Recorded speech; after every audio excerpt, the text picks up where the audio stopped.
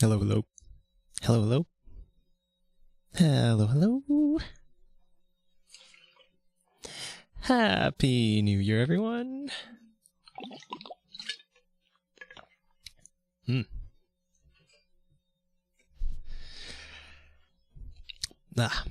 How's everyone doing? Cone Neo? Cone Neo or something. So, the beginner's guide. Happy New Year. Hello, auxiliary character. Hello, internet content consumer. Man. Cone Neo. Okay. So I put a link to a video by a guy named Pirate Software who's been showing up in my YouTube Shorts feed. Dude is pretty insane. And he did a short, recommending this to people who are struggling with motivation in any kind of creative field, but especially like video game development. Yeah, that guy. God, he's so cool. His content's so good. And he streams like 8 hours a day. He's insane.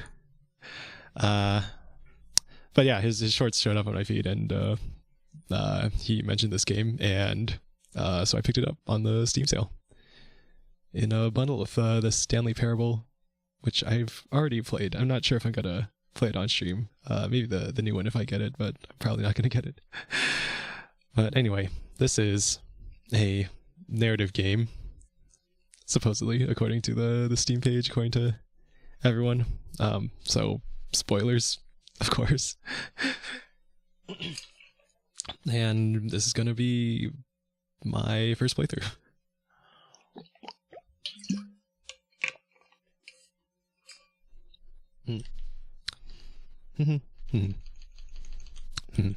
Alright, let's get started. I played it quite a while ago and loved it. It's good to hear. Yeah, it did look interesting and like something relevant to my interests. What I've been feeling lately. Thank you very much for playing The Beginner's Guide. My name is Davey Reedon. I wrote The Stanley Parable, and while that game tells a pretty absurd story, today I'm going to tell you about a series of events that happened between 2008 and 2011. We're going to look at the games made by a friend of mine named Coda. Now, these games mean a lot to me. I met Coda in early 2009 at a time when I was really struggling with some personal stuff, and his work pointed me in a very powerful direction. I found it to be a good reference point for the kinds of creative works that I wanted to make. So just to start you off, this is, I think, the first game he ever made. It's a level for Counter-Strike. Oh my god. You can walk around here, by the way. And mostly it's just Coda learning the basics of building a 3D environment. But what I like is that even though he starts from the simple aesthetic of a desert town, he then scatters these colorful abstract blobs and impossible floating crates around the level. Crouch. Oh, of course, it destroys the illusion that this actually is a desert town, and instead this level becomes a kind Hold on. Edit keys. Let's see. Oh, not that. Mouse wheel down. kind of calling card from its creator.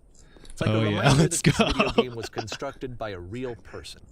And it kind of makes you wonder, what was going through his head as he was building this? Pretty limited. This is what I like about all of Coda's games. I mean, not that they're all fascinating as games, but that they are all going to give us access to their creator. I want us to see past the games themselves. Oh, I want to get to know who this human being really is. And that's exactly what we're going to do here. Crouch, jump, jump, crouch. So, it's 2008, Coda starts making these games, and he never releases any of them. He doesn't put them onto the internet, he just makes them and then immediately abandons them, and they sit on his computer forever.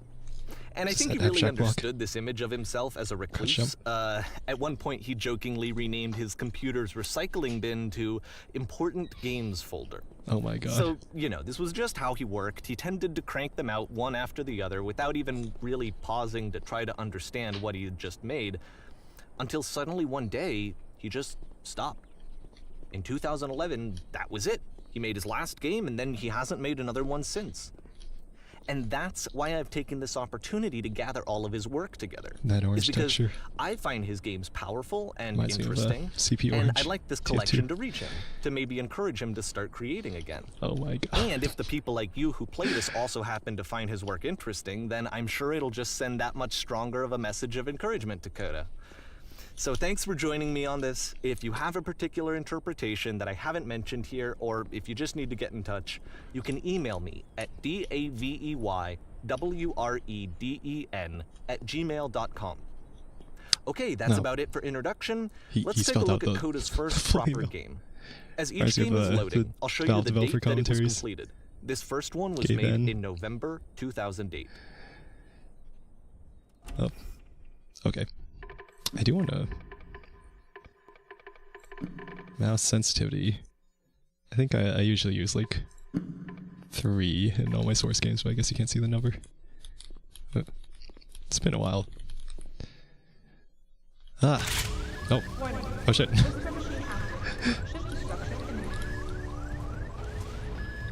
This game is called Escape from Whisper, and it's one of the more generic games you'll see from Coda. Oh wait, did I unbind mouse 1? Interact. Guess there's no bind. Wonder how many emails he got. Oh my god, we just doxed his email. Oh, I guess that mouse 1 was also supposed to be interact. Oh. Wait. Mouse 1, apply. Gonna email Davey Wreden, my Neil Paulino fanfic. Yeah, make sure to share that content with everyone. Why is the texture filtering so low? Oh my god, I'm just getting distracted by all this other stuff. 16 times. Oh man.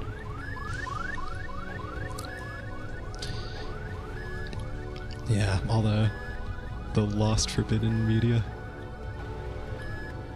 people make and just delete from the internet, never to be seen. All the It VTuber kind of looks content like that this gets game made was and abandoned mid-development. For It's instance, lost you have this gun, to the which void. you'd think would indicate that there are supposed to be monsters or enemies somewhere, but then clearly there are no enemies anywhere. You Is can't that the even Half-Life reload the gun when 2 you run out of SMG bullets. sound effect? But ultimately, we Oh, don't I'm out of really bullets. know. Maybe Coda Oh my thought that God. actually it was complete the way that it is. And I think that we should talk about his games for what they are, rather than for what they're not. Enemy force neutralized. Begin shooting. I love how you can see the bottom of the universe from this room. Oh man. Is that the seam in the textures?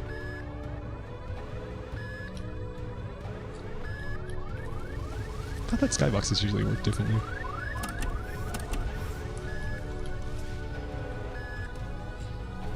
All these corridors. Oh my god. Apparently, this space station has a labyrinth on it. Sure, I don't know. There's really no reason for it that I've ever been able to discern, so in the It's interest very, of time, I'm just gonna skip you Doom. on past it. Do 1, 2, 2-ish. What if I go backwards? Or, if you'd really like to solve the labyrinth, you're welcome to do that too. I knew it. I knew you'd put a voice line or something for that. Oh my god.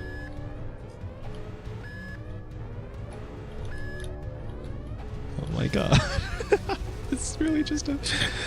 I don't think I saw an FOV setting. Alright, now I'm properly lost. Now I can find my way back out.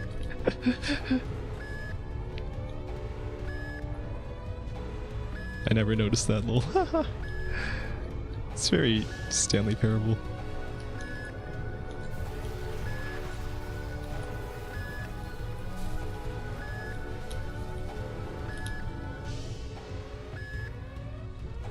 Oh my god, how many times have I looked at the same walls? There's this long straight thing. I think we just go straight here.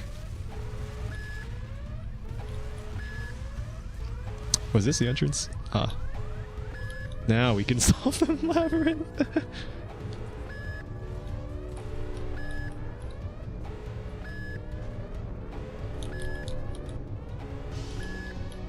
I should be hopping to maximize my speed through the labyrinth. Oh. Oh. Should put an input display or something. Oh. Next wheel. How many times have I gone through the same one? This. This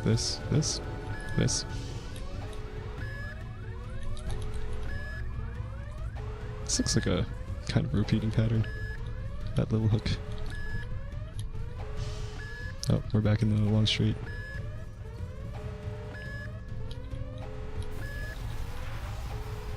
One of these, one of these, one of these. One of these. One of these. One of these. Oh my god, we made it. We properly solved the labyrinth. Okay, this is the part that's interesting. No good. The game has this narrative about the whisper machine and how it has to be turned off, and then you get to the engine room. This is Source Engine, yep. You there, Oh. in the engine room. You could save us all. Narration. That beam is powering the whisper machine. We could disrupt it by introducing a great enough heat signature. If your body could stop the beam. Jump to the beam? Alright, got it. So much to ask, but for all of our lives, I will sacrifice myself for the greater good of this, whatever this mission is for. Yeah! Let me pause here for a second. What you just experienced, stepping into the beam and then dying, is probably what Coda had initially intended when he was developing this level. But when he first compiles and plays it, something goes wrong. There's a bug somewhere. And this is what happens instead.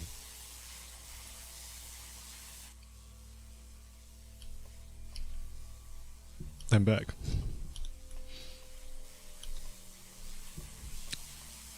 Okay, so this is what happens instead. Oh. I'm free. I can see the top of the maze. The beam causes you to start floating. And this is an important moment for him. Because yes, this is technically a space. glitch, but Coda We were voted out, identifies we were the something human imposters. about it. Like how small it makes you feel in the face of this larger chaotic system. Or this floating could be the afterlife, a peaceful place, juxtaposed against all of the hysteria that you've just had to traverse. I don't even know. I have no idea what he was thinking, but what's clear is that after making this, something lodges itself in his brain. He wants to do more of these really weird and experimental designs. So he stops work on this and moves on to a stream of tiny little games that go in all sorts of directions. Let's go ahead and take a look at the first game he made after leaving this one behind. Oh yeah, it's gaming time. Small little... weird little projects. This reminds you of that Windows 98, 95 Labyrinth maze. Yep. Oh, In I this can game, only you move can only backwards. walk backwards. The past was behind her. Oh my god. I can't airstrafe. I can't airstrafe. How am I gonna go faster?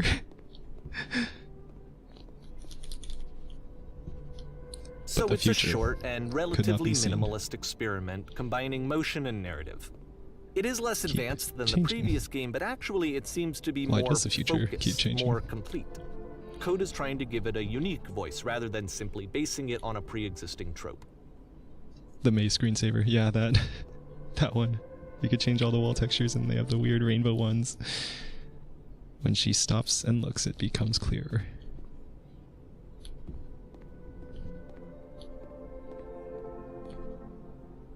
Something very, this lighting and this staircase reminds me of Portal. But the future is always behind her. How will she find the strength? The door! To confront. It's a short little thought, it says what it wants to say, and then it ends. Didn't need anything more than that. Which to me is why it works, because it gets out quick. Okay, next one. Just why it works. It was very, very short, very focused. Oh, extremely short rendering distance. You are now entering The Twilight Zone. Oh, there's barely any room to be, huh?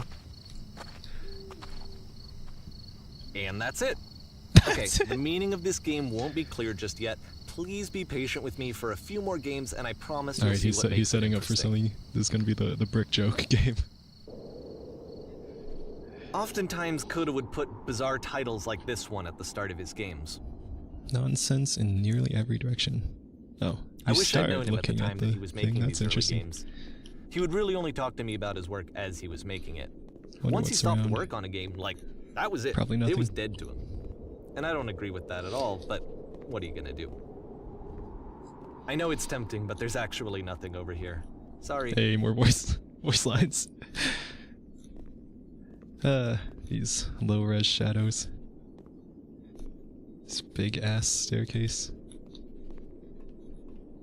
Do do do do do do do do. Yeah, Temp replied to that tweet saying that he liked this game and but he was gonna miss it because he's Once you've been slowed to an asleep. absolute crawl, the door at the top of Oh the my stairs God. opens. So why, if Coda's not showing these games to Wait. anyone, why bother opening the door at all? No. Well, to show you, I'm modifying the game here so that when you press enter, it'll bring you back up to full speed so you can enter the door for yourself. I guess it's actually possible if it just stays at the speed. Alright. Do do do do do. Alright, I spent hours and hours climbing up this long ass staircase.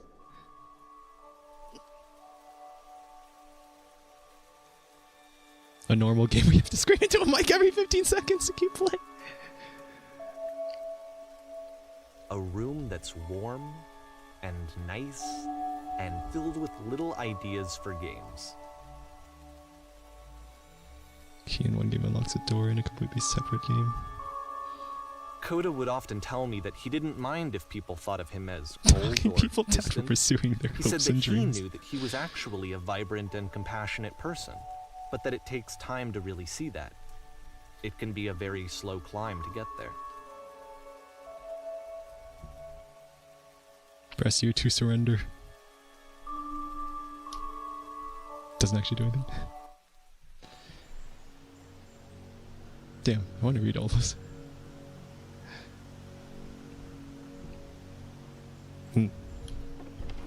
Door.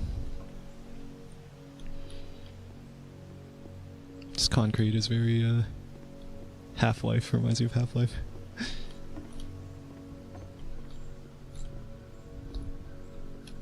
Door? Well, this is new for Coda. It's an actual puzzle. Go Oh ahead my and God. see if you can solve it. The lever! It's like that Bioshock Infinite.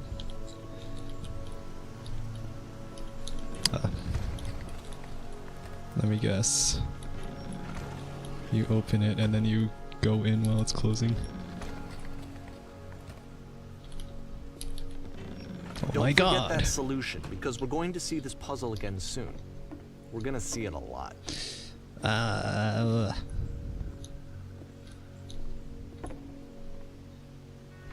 My interpretation So is that of seems that to be one. it, right? is he got all these You walk creative down ideas, a but it's a corridor, slug to get solve there. the puzzle, you get to the end.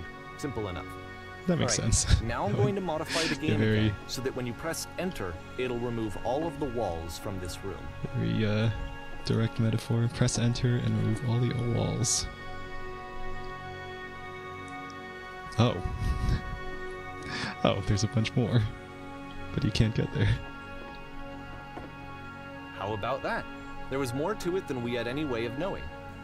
I actually find it funny that this game comes after the Stairs game, since they essentially convey the opposite idea. So, in the Stairs game, a dull exterior concealed a rich interior. And then, in this level, a dull interior hides this fantastic outer world. Either way, I think that the point is the same, is that most of the time you don't get to know what you're missing, or even that you're missing anything. That's not your role as a player. So if your role here is not to understand, then what is it?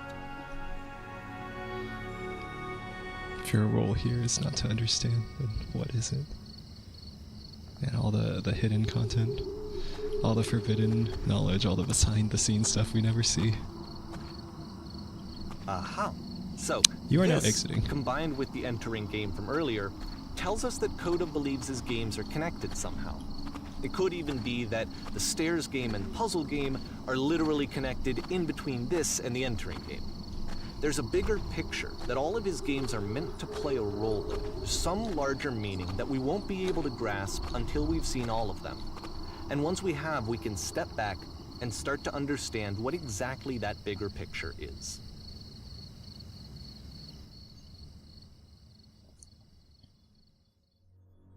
The Great and Lovely Descent. Oh, it's the house. Oh, it's the one from the images on the Steam page. They're hills. Let's talk about video game development for a second. Every video game runs on what's called an engine, which determines what the game can and cannot do.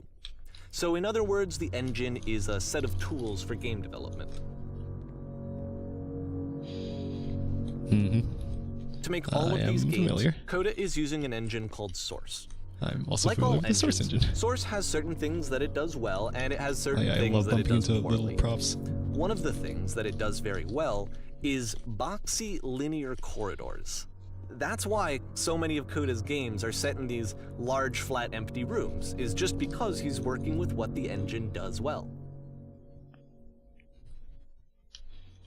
The tools available to the creator shape what kinds of creative work they're going to end up making. You might consider paying attention to the architecture in Coda's games, to notice how they seem to stem from an engine that's very good at producing linear, boxy corridors. Boxy linear corridors. Yeah, very, very old school. It's really impressive to see in like what's it? CS2 releasing now. You can see the progression of like the same map layouts from like a very early 90s or like 90s 2000s engine to like a modern game engine with so much more detail. It's interesting to see the progression of that throughout the years. Another door. Can't open it. And also, I've seen a bunch of like video essays on interesting ways that like limitations of like older game engines made people overcome those limitations in creative ways. And also, other stuff like sometimes people will like intentionally give themselves limitations, like with the Pico 8 engine. It's like a fictional retro style game consoles, and it's got like this really limited graphics and controls and all that, but people make interesting games with that, kind of recreating those technical limitations. In music too, yeah. There's that one guy, Case Emmanuel or something, working on the Nintendo 64 still, and making like a modded version of Super Mario 64, and he's finding all these crazy like hardware optimizations to make it run at 60 FPS on the original Nintendo 64 hardware. I find that really amazing too. Just how much potential there was that they weren't able to take advantage of at the time.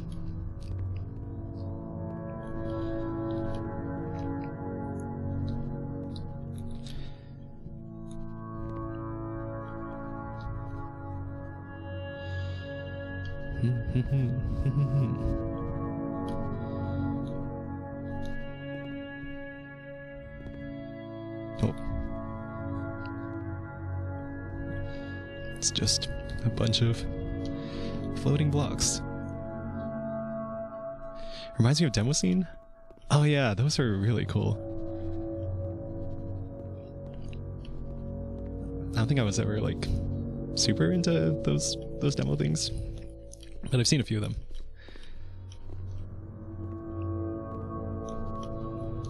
Glass.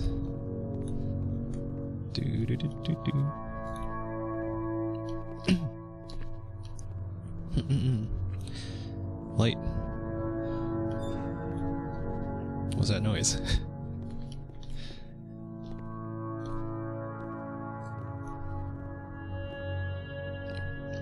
Alright.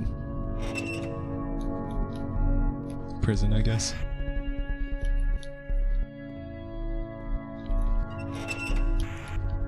Architecture. Yeah. Is brutalism the word? All these masses of concrete looking.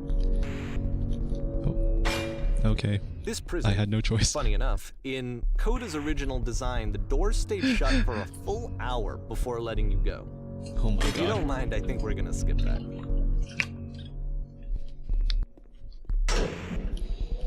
This is something that he and I used to argue about a lot. You know, whether a game ought to actually be playable, whether it means anything if no one can get through it. And I would always defend that, you know, all this work goes into the game, why not make it playable and accessible? And so we just got into heated arguments over it, and there was one time that after one of these conversations, he went home, and a day or two later, he sent me a zip file entitled Playable Games that was full of hundreds of individual games, each of which was just an empty box that you walked around in and nothing else. Believe me, I played every single one of those just to find out if there was like a gag hidden somewhere. There wasn't.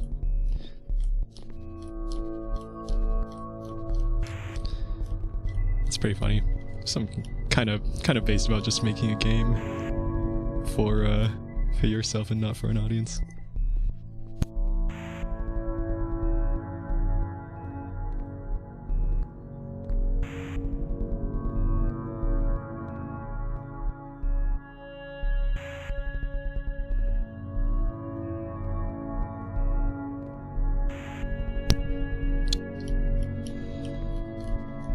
Alright, more stairs. More glass, more lights in the glass.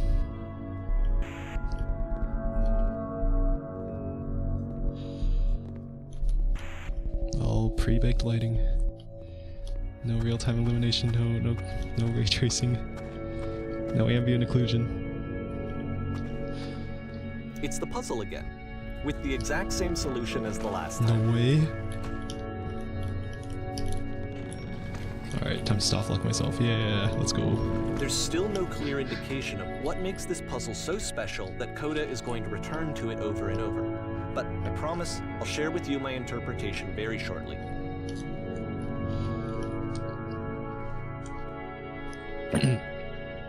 It's kind of funny that the solution of the puzzle, if that lever weren't there, would be to soft lock yourself.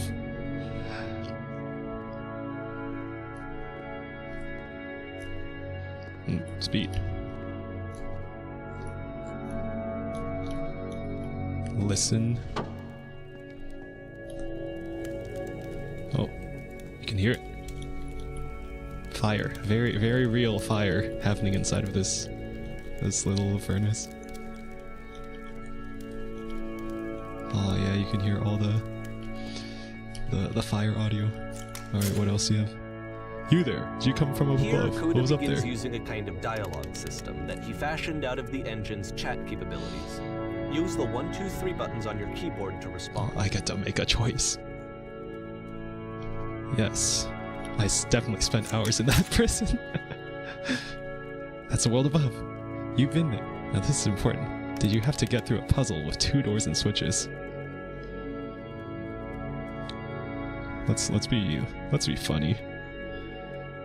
I'd prefer not to tell you.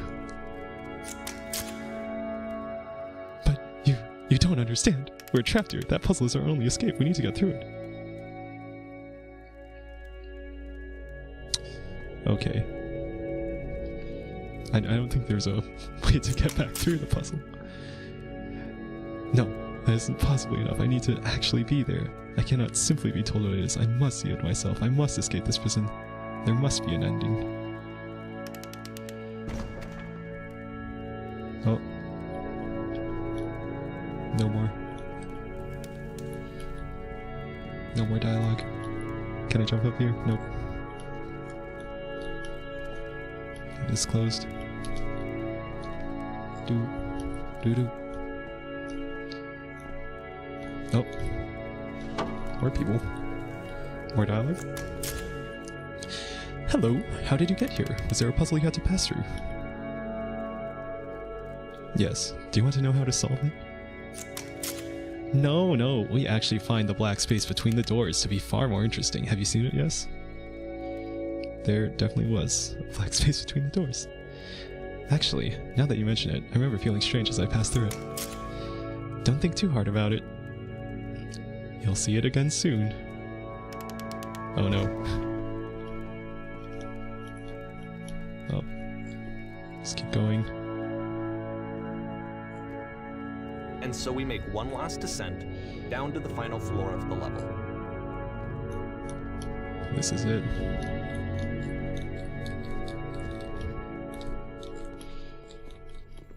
Oh my god.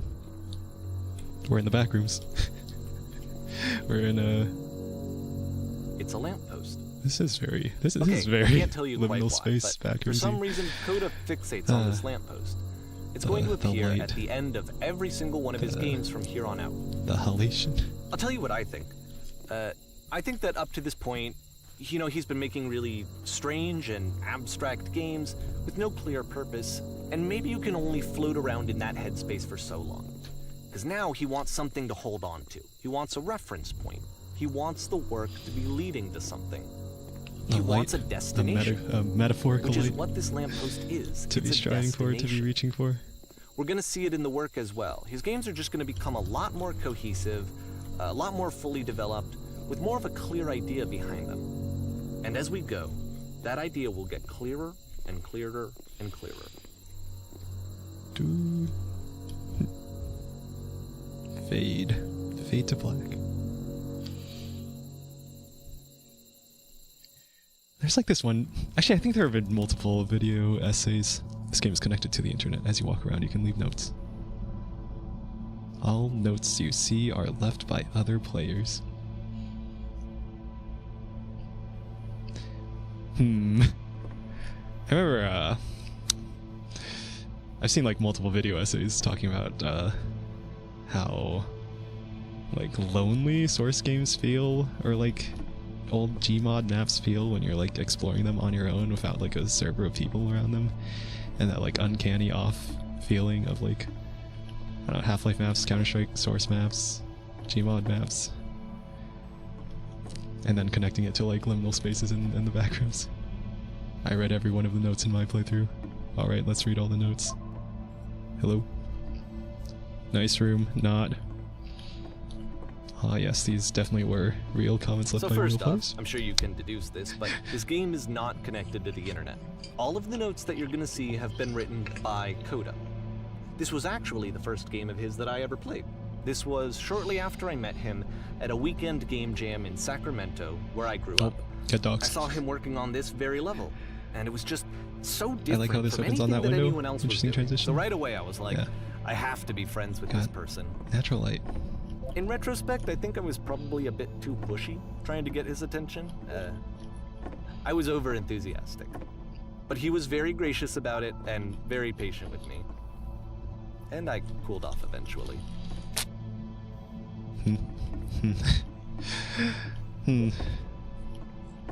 Yeah. I've been pretty, I guess, careful with, interacting with other Flavor members. I've usually been, like, waiting for them to mention me or something.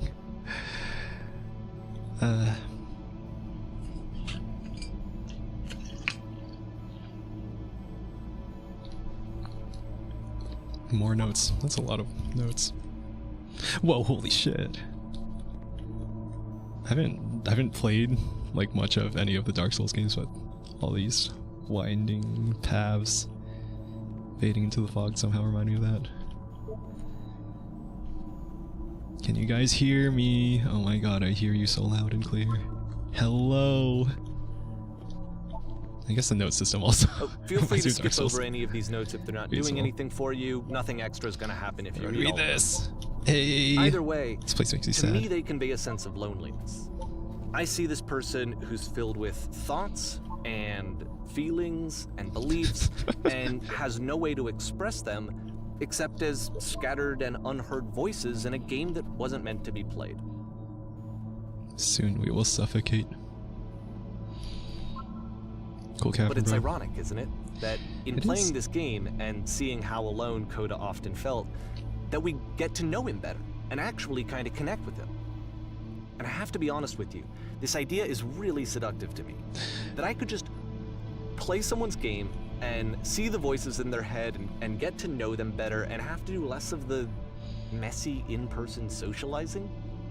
I could just get to know you through your work. I think this is why I always liked Coda's games so much, is because it felt like they let me have that connection. I felt as though he was Oh my inviting God. me personally into his It's like world. It's like a And then parasocial I feel less relationship. lonely too. Is my connection okay? I see a lot of drop frames. Oh. Looks like it's better. Dark Souls Broken Short Sword only run when... Hello, Nepalt. When I decide to play Dark Souls and do a normal run first, maybe. Parasocial! The buzzwords! But yeah, I hear that sentiment a lot from people who read books and like talk about books and talk about how, oh, you can get to know this person from a completely different time so well by just reading their works. It's interesting. In a world full of notes, one man will read all of them this summer. You will believe blue speech bubbles can talk. Do you feel like a hero yet? I played that game. Is it Spec Ops The Line? God, that was so long ago. That was an interesting one. This game is no nice. I would like it when I could. This feels very like... It's very stream of consciousness. I kind of like that. Do not be afraid. Do care. I just saw Flying Penguin. Let me tell you, it's the most majestic thing I've ever seen. I don't feel like living because nothing will ever be as majestic as that. I never want to see again if nothing will ever be that beautiful again. I'm crying now and plan on ripping my eyes out. I must go now to do that. Okay. Oh yeah, these corridors remind me, or these what are these bridges? Remind me of the penguin slide in Cool Mountain, Super Mario 64. Snow. How is there wood and grass and concrete here? WTF. Balls. That's a good comment. I want to tell you a secret. Once upon a time, I did... What did you do? What did you do? I'm king of the world. Hell yeah. Define fun.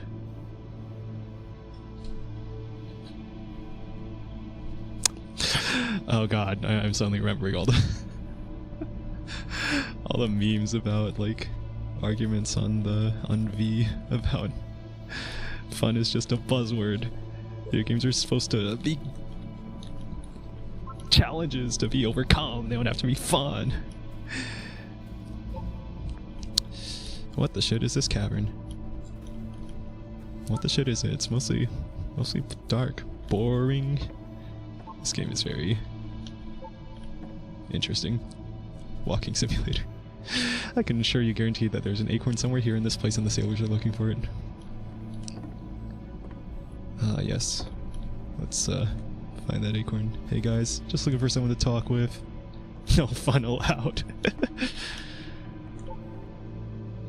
Yeah, that one image. Oh, this poor guy. No VTuber to chat with and be parasocial with. I refuse to believe. Yeah, different time. A time before VTubers. Butt-ass butt. I need to go to the frickin' bathroom. Is this a sign? Recognize me, please! That one's different, coming from, knowing that all the comments are by him. There's nothing here, go back. Don't listen to that guy. Oh. Free t-shirt. Need other side door, why you so? Door how open? Open sesame. Makes game includes door cannot open door, thanks. Oh my god.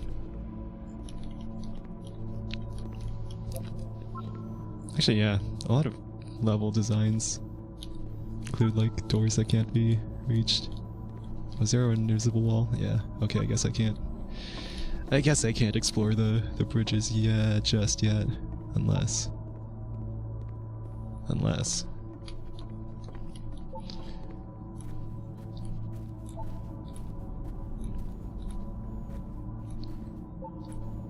Oh, nope. Nope, invisible wall. Alright, I'll be back.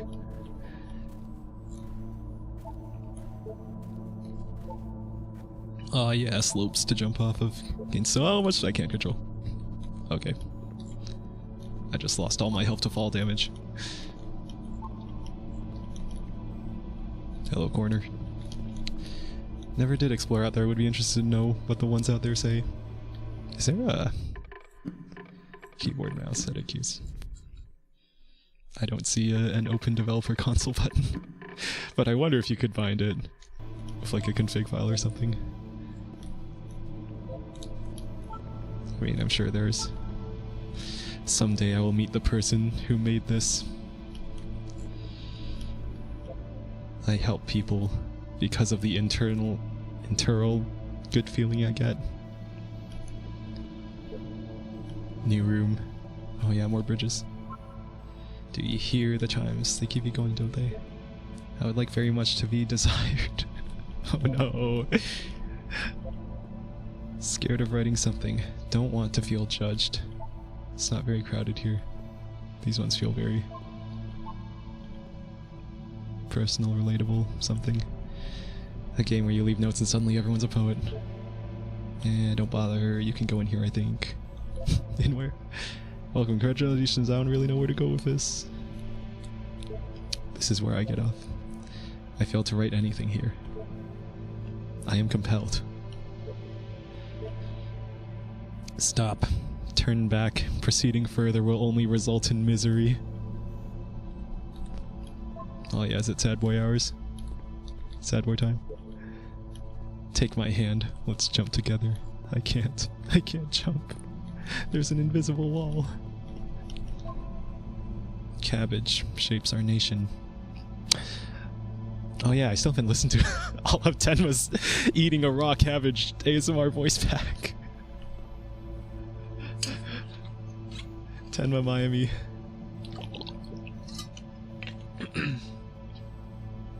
I bought it because I thought it was funny. I wanted to support that kind of content. What is that painting? Got some bold colors. The majority of it's like cooler purples, blues. The red really stands out. There's more white towards the top. Yeah, very modern arty. Does not matter if you ever get over there. Hey, don't talk about me that way.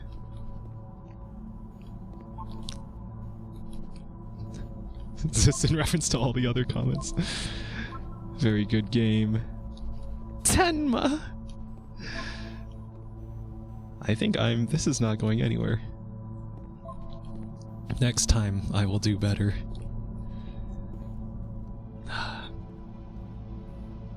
Next time, I will do better. Damn it. I need someone to talk to. Don't we all? This is a note. Don't listen to the other notes. I'm not safe. Some of them are buried into the ground a bit. Today I learned you cannot fall off. Nope, I can't. Ethical. The invisible walls? I suppose. Stop faking it. Painting, what does it mean? Art. Very art. Hey guys, how's it going? Just hanging. Whoever made this has issues. I wonder. Well done, all of you. I saw a person walking down there, now it won't come back. Oh man. Was the G-Man down there? Who are all of you? Who am I? Who are all of us? Help, I'm trying to speak. Oh, just find the push to talk button. I think it's about how things look messy from up close and perfect from far away. Am I supposed to squint my eyes? Here, I'll take off my...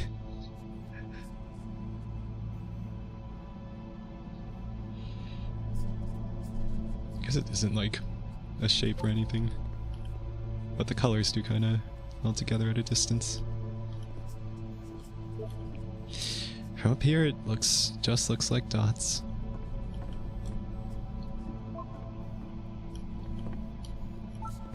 Cabbage shapes our nation. Wait, isn't that a copy of one of the other comments? We will all die someday. So real, stop pretending you're other people. Pretending? Spoilers, it doesn't mean anything. It's about how this game is pretentious and you all suck. Devil Tower Star.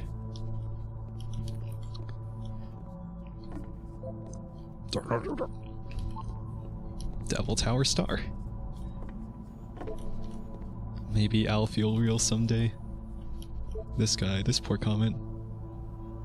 It's just maybe that's the guy himself, or maybe that's like him playing a character of some character in his head. And the character is saying that maybe I'll feel real someday. He was himself the most horrible creature he could imagine. Is that a quote? It sounds like a quote from something. Well, I'm here now. Yeah, we're all here now. There must be a reason for it, though. His terrible secret, he kept it well. I beat the game. More room? Oh, at the end lava. of this level, we're going to see the puzzle again. And here, I'll tell you what I think the puzzle means. Each of these games represents an idea that was on Coda's mind at the time that he was making it. And the puzzle is a way of closing the door on a previous chapter of his life before moving on to the next one. Thanks for the interpretation. I hear the whispers. This one speaks to me. I was scared of making content, of becoming a VTuber for a long time, because I was scared of being judged or just not being good enough. I think I was judging myself mostly, but I think I was very sensitive to the idea of being judged, and also to my own judgment of myself. And I was worried. I wasn't sure if I was ready to put myself out there, to, you know, make something for other people to see, instead of just continuing to practice on my own for myself.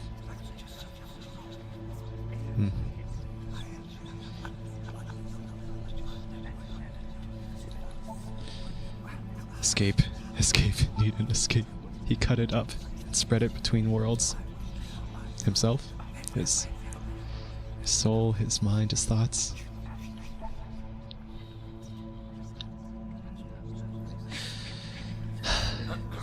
In a way, this is kind of like an escape for me. Escaping from, well, IRL stuff, I guess.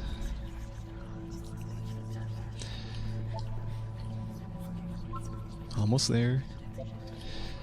I've seen everything. I've traveled the world. I've never told anyone. A lot of these hit close to home, yeah. I wish there were notes in the real world. Oh my god. Become one of the spiraling nonsense. Oh, it's a spiral. I can jump down if I want. Downward, keep digging. Oh, I can't jump down. In each of his games, There's an after invisible wall I exploring a can't jump theme down. that, he might find difficult, Koda can then place this puzzle that he knows has a reliable solution, he understands exactly how it works, and so it gives him a simple mechanism for moving on. This level is always descending. Yeah, like a descent into the center of his mind or something. You close your eyes and wish for it really bad.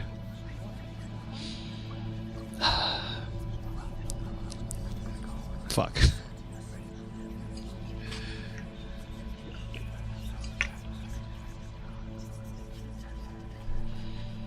All the VTubers, all the content creators, all the singers I look up to. I don't know if I'm still obsessed over the numbers. I think, well, if there's anything I've been wishing for, it's to get better, to be really good at singing and just content creation in general, I guess.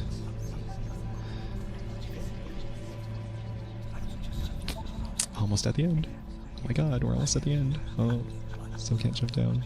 It looks like lava, but it's actually just the lighting. It's orange. This reminds me of there's like a room in Quake that's like a spiraling ramp. Quake 1.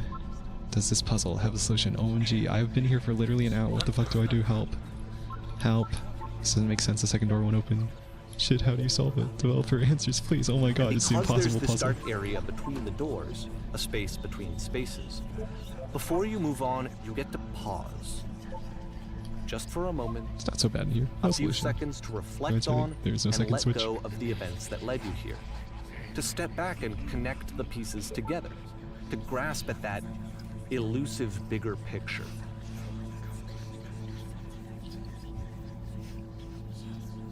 Take a moment. Alright. We'll lock ourselves in this room again. And escape. Orange. It's not the developer texture, it's just orange. Just flat orange. What is that noise? How do you leave notes? I hear typewriters. And there's the light again.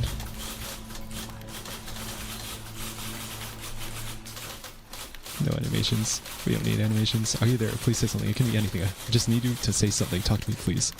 I'm having so much difficulty talking. Speak, speak, speak, speak, speak, speak, speak.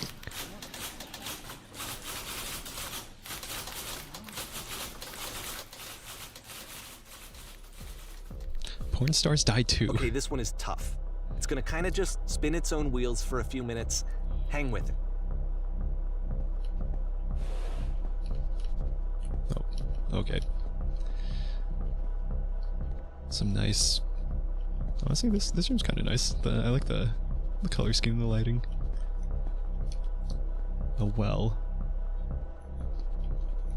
Oh, I can see something.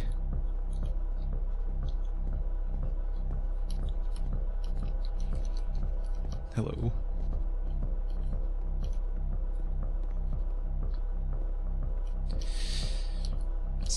Same picture. Man, that makes me think there's like a secret up there, like some of the hidden caches in Half-Life 2. Light. Oh, the well. See, like, this is it. The whole game. And there's nothing that's particularly interesting about it. You just walk to the end of a hallway. Except, for some reason, Koda gets really fixated on this prison that has all of this modern furniture. And I don't know why, but he decides he needs to revisit this prison. He's gonna start over, use the same assets, turn it into something else. Okay, cool. Here's version 2. The well. Oh man, that reminded me of the that one part in Sayonouta. What furniture ought to go in the center of the room? TV surround sound, refrigerator, put giant hole in the ground. Oh yeah, we're going hole. Oh, that's not a hole. Okay, now what about along the wall of the room? Huge picture of a horse. I'd really like a washing machine. 10 stoves lined up like along the wall. Alright, horse. Yep, that was definitely a horse. I think we should light up this room a bit. Skylight. 10 by 12 recessed electric 6-inch soft LED ceiling lights with fluorescent trim. We'll put live Tesla coils in each corner, yeah. Alright. We'll go for the LED lights. It's a lamp. Yep, just a normal lamp. A table, you need a table. Tables were invented in 1935. Do any of these choices matter? Oh, oh, whoa. Giant hole bros not like There's a this. bit more to this one, but still, it's not really communicating anything. It's kind of It's just Sojo, weird or for no weirdness' giant hole. sake. This Monogatari So, okay, reference. he throws it out and All starts the- over. This the time he school comes at the desks. prison idea from a different direction. Hello, please walk forward. This guide will enable you to escape any prison environment. Follow the instructions carefully. Take care that you remember each step. First, click on this table. Good. Go over to the photo frame and click to turn it slightly. Hello. Now turn the floor lamp in this room off, then turn it back on. I see a switch. Turn it off. Turn it on. Now go to the left side sofa, move it over a little. The left one. What if I want to move this one? Nothing. Finally touch the shelves. Hello, shelves. Oh. That's it. In a real prison, the escape will now open. Return to the start to be taken back to your prison. Oh no, do I have to memorize all these steps?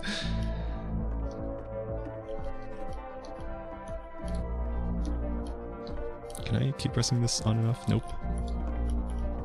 Alright. Here we go. Return. Fade to black.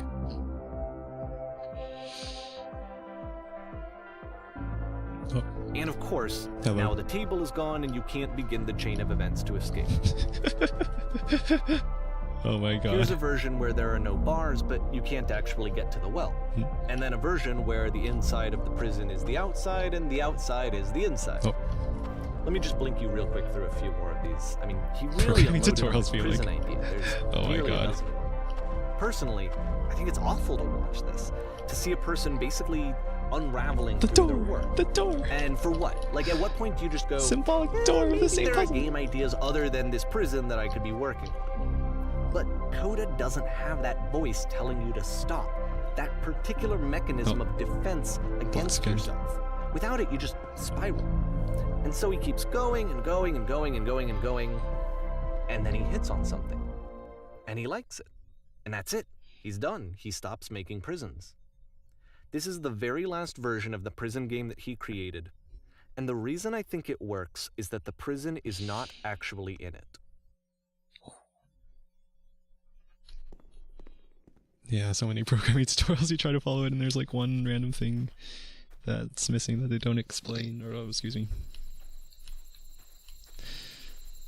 Man, setting up like your programming, your development environment is always so annoying.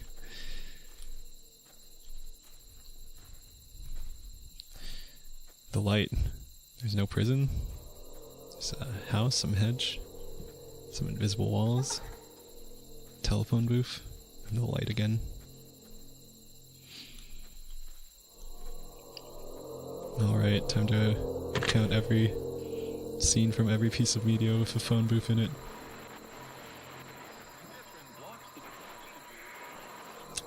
Hello? Who is this? Hey, it's me! I'm you from after you escaped the prison! You're me? So you were trapped in this prison too?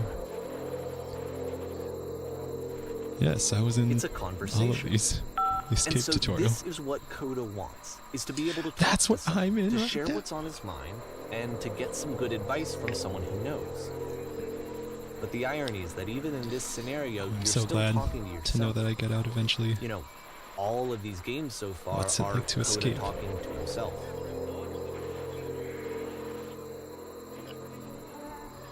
I'm already forgetting what being in the prison was like. Really? How long has it been since you got out?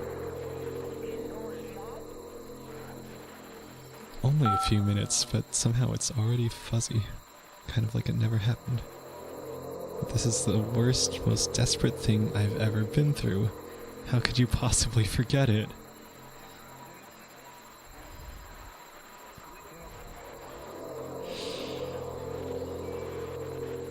Don't ever forget it, you just stop identifying with it.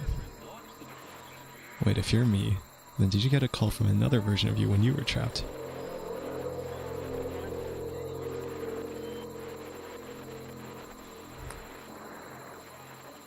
No. I think I'm the first person to call back. Then can you tell me how to get out? Maybe I can come find you. What do I have to do?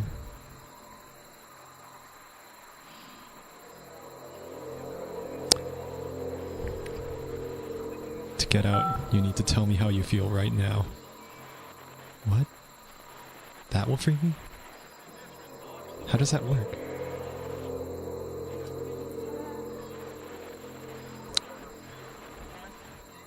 Just tell me how you feel. Okay. I feel afraid that nothing will ever change. Go on. Do those beeps actually correspond to 1, I 2, can 3 see in why the- he considers this a the fitting phone conclusion to the tones? prison games. After all of the obsession and frustration, just to be told by someone you can trust that things are going to be okay. Wouldn't that be nice? I think So what would it look like if It's Coda been wanted years to for make me. a game about talking to someone other than himself? it's been years since I was in the metaphorical prison. In a way, I feel like I'm forgetting what it was like. I'm worried kind of that I'm gonna forget where I came from. To me, I don't this wanna forget. environment is meant to represent Coda's puzzle, with the 2 doors on either side and a dark transitional space between.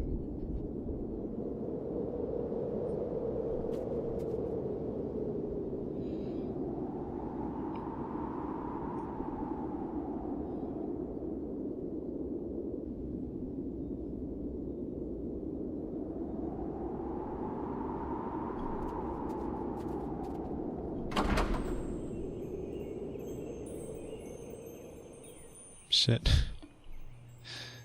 I'm still thinking about the phone booth.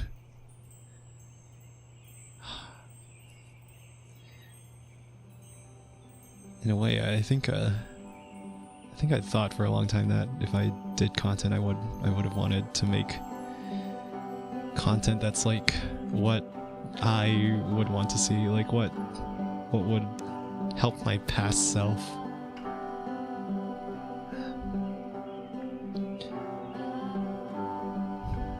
So maybe doing this and talking about things like this is my way of being on the other side of that phone booth, talking to myself. Oh my goodness, I'm glad as all heck that you showed up. Though I might be having to clean this entire house all by myself, and right miserable that would have been. Everyone knows lonesome hands make lousy homes. Oh, they really cleaned up the dialogue UI. You'll notice that the quality of the art is a step new and improved chat system, which he started using from this point on.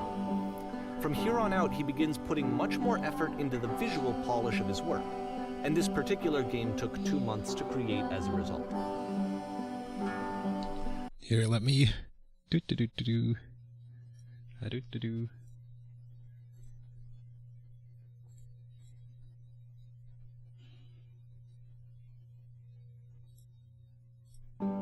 There we go. The new dialogue UI. Clean.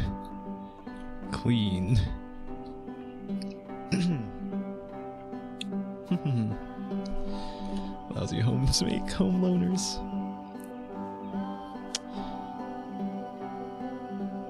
Don't worry about me. A place this nice, I'll be glad to stay here all night. Well, now you just might be getting a little ahead of yourself there now. Why don't we start cleaning and then you decide whether you could do it all night. I'll finish up here. In the meantime, could you please clear the table? Oh, I pressed the clear the table button. Much nicer. That's the table I want to see. Now would you please run into the bedroom and make the bed? I love the music in this part. This is nice. This is vibe. Spilled coffee or whatever.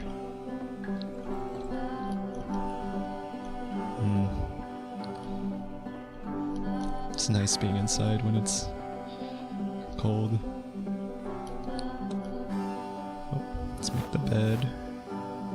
Fancy. I'll just straighten out the rug a bit. All the little details matter.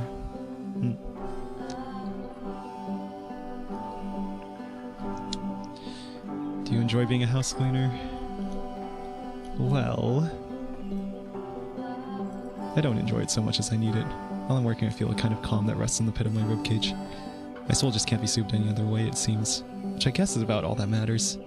Oh, that and a tidy couch. Would you straighten out the pillows and the sofa out here?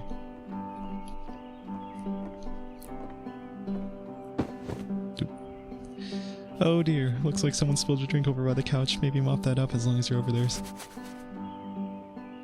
I feel compelled to share an incredibly cheesy personal insight. You okay with that?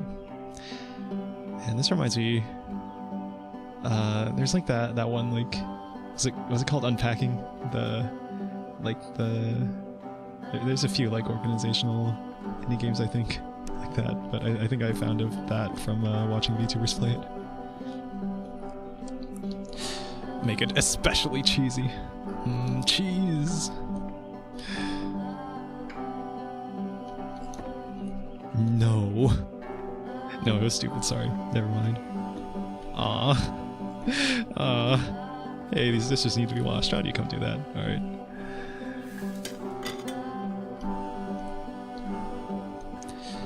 Last I checked, the tub needed a cleaning. How about you scrub it down as best you can? No need to be perfect, we're all just human. Are we both doing the job together? Alright. Clean. Oh yeah. Are there still books scattered on the floor of the bedroom? If so, would you put them back on the shelf? Oh my god, I feel so accomplished. Perfect. Now then, how about you come and clear these dishes off the table? After the intense set of prison games, this house cleaning level almost feels like cleansing. It's the moment after a particularly difficult or traumatic experience where you just need to let it sit and digest inside of you, and eventually cohere into something meaningful. It's a vibe. It's a vibe. This is nice. Oh man, it reminds me of when I was young. I played this like educational flash game or something for kids, and one of like the mini games in it was for was doing dishes, and you get points or money for doing it.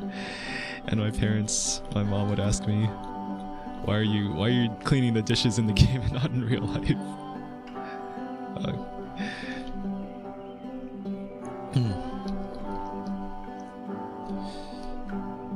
House cleaning is so difficult. How do you do it? Reminds me of Stardew Valley. Oh yeah, I haven't actually played Stardew Valley or Animal Crossing for that matter.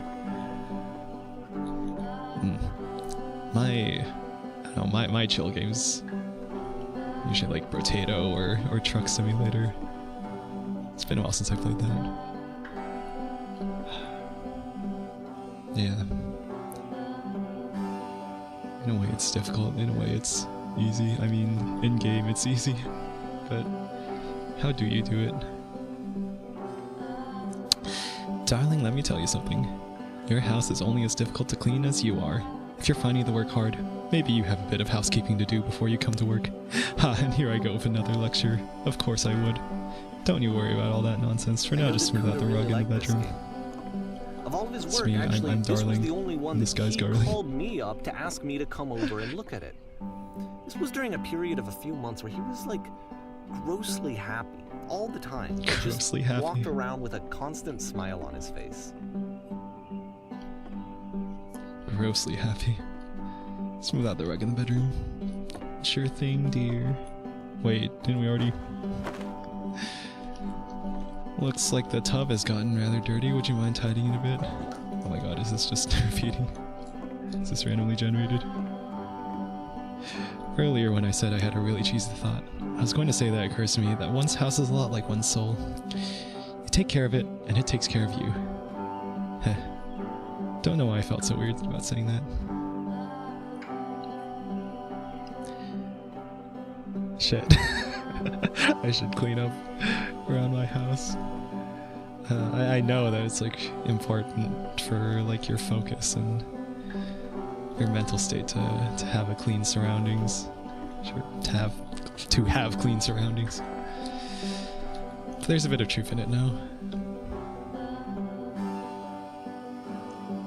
It's me, I'm being cheesy now.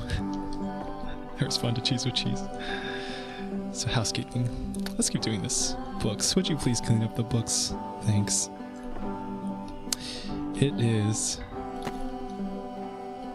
Oh yeah, done. Oh goodness, those pillows over on the couch are a real mess. I'm glad you Why found don't you go and straighten them up? Can't have these wolves coming home to a messy couch.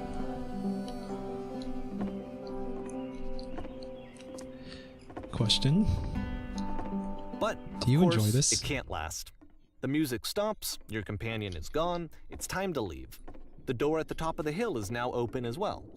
Again, you can't stay in the dark space for too long. You just can't. You have to keep moving. It's how you stay alive. Neo practicing being a good maid early with the dishwashing simulator just needs the outfit now. I'm sure I could find an asset. Someone's probably made a free maid outfit asset or something. Oh, whoa. Yeah, great time to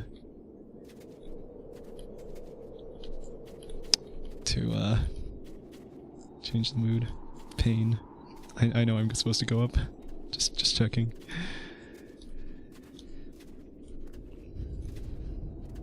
Goodbye, house cleaning job. Just when you thought. Just when they were asking if you enjoyed this. Just when you're starting to get into it. I wonder what's happening next. I wonder...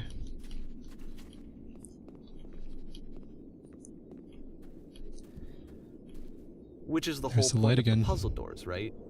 That sooner or later you have to pick up and move. I really thought that was the point of it.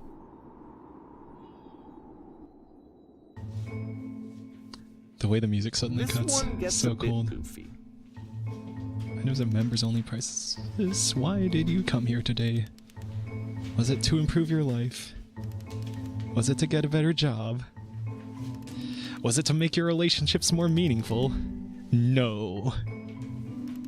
You came here to become perfect. This workshop is going to teach you how to be perfect. I want your friends, the people in your life, to look at you and think, wow, this person is a better human being than I am. Right now, who do you think about that way in your own life?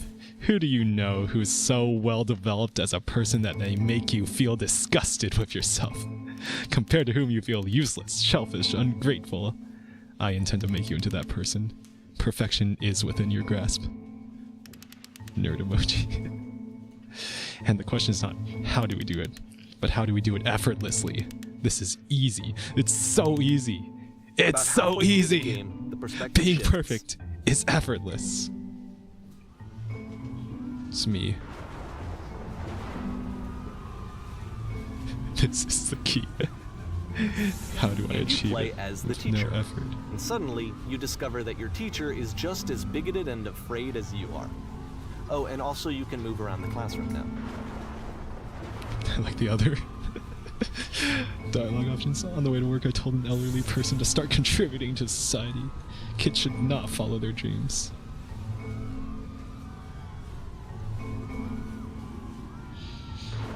I still love you. It's just that you make me feel cold on the inside. Being alone must be awful.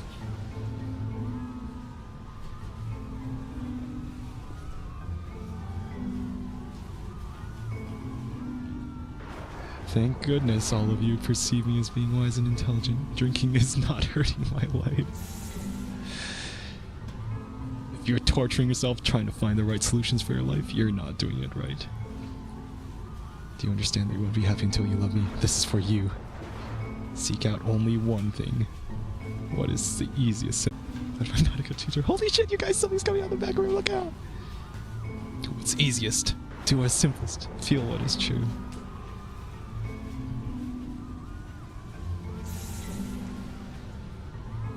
Nothing. No one. Everyone run. Run! I felt pretty hard for this one. Perfection. I feel like it's one of the most relatable experiences that you can have. To assume that some other person is perfect and totally fulfilled in every way, and completely miss all of the little flaws that make them painfully human. I think about this game a lot these days. Damn. Damn. This one took a lot longer than all the others. I need a moment to Dakota think about make. that one. It was 4 months between this and the last one. That's twice as long as it took him to make any other game before this, and it's not like it's particularly complex, so I remember I found that a little strange at the time.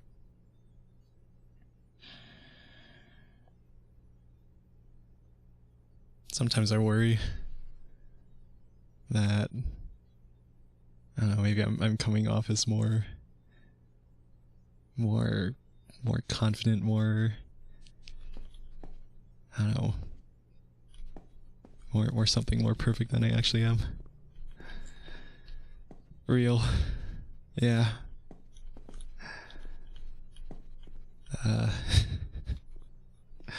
We're all flawed.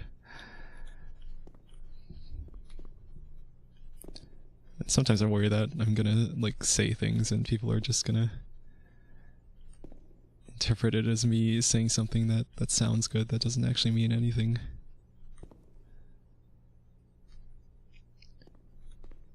A lot of times there's a bit of truth in things that seem like platitudes. But then what's the point if you're not gonna be able to actually see what it really means, or understand it for the thing it's trying to say.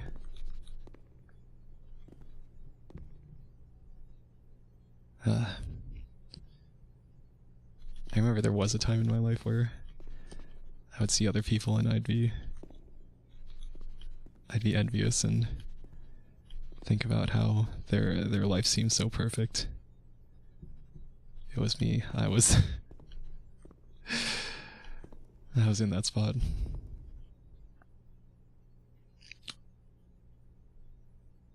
Damn it. Stage?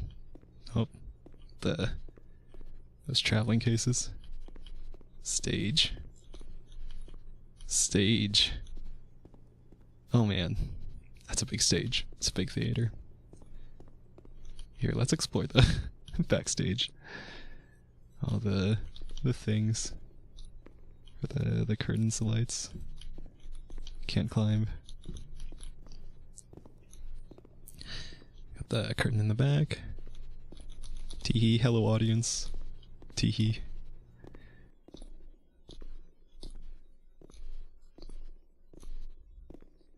Oh.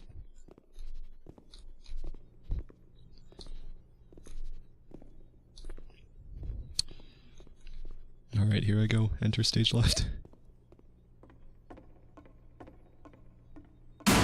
Hello. Alright, the performance is beginning. Places, please. In this scene, you'll be playing as me. We are at a gathering of professionals. First, you'll start out leaning against this wall. Was I supposed to? Yep. Hey, how's it going? Good, stay right there. The woman across the room in this chair is a professional photographer of animals. It's your dream to photograph animals professionally. This is your one chance to learn something from her, to gain something, to succeed. Go on. Say something to her. Hello? Hello? That's it? That's not a conversation. You need to actually converse with her. Be a human being. Do it again. I'm super scared right now. No, that's not what I said to her at all. You're completely missing the tone of the conversation. Hello? I was reserved, but I knew what I wanted. I was confident. For some reason, it was just that one moment, but I was confident. Maybe it's that you need a better feel of the setting. There are a lot of people around us. I'll give some props to work with. These cones that bounce when you touch them will represent the people nearby. Yo, I can do some sick movement. Let's go, now talk to her again. Oh, shit.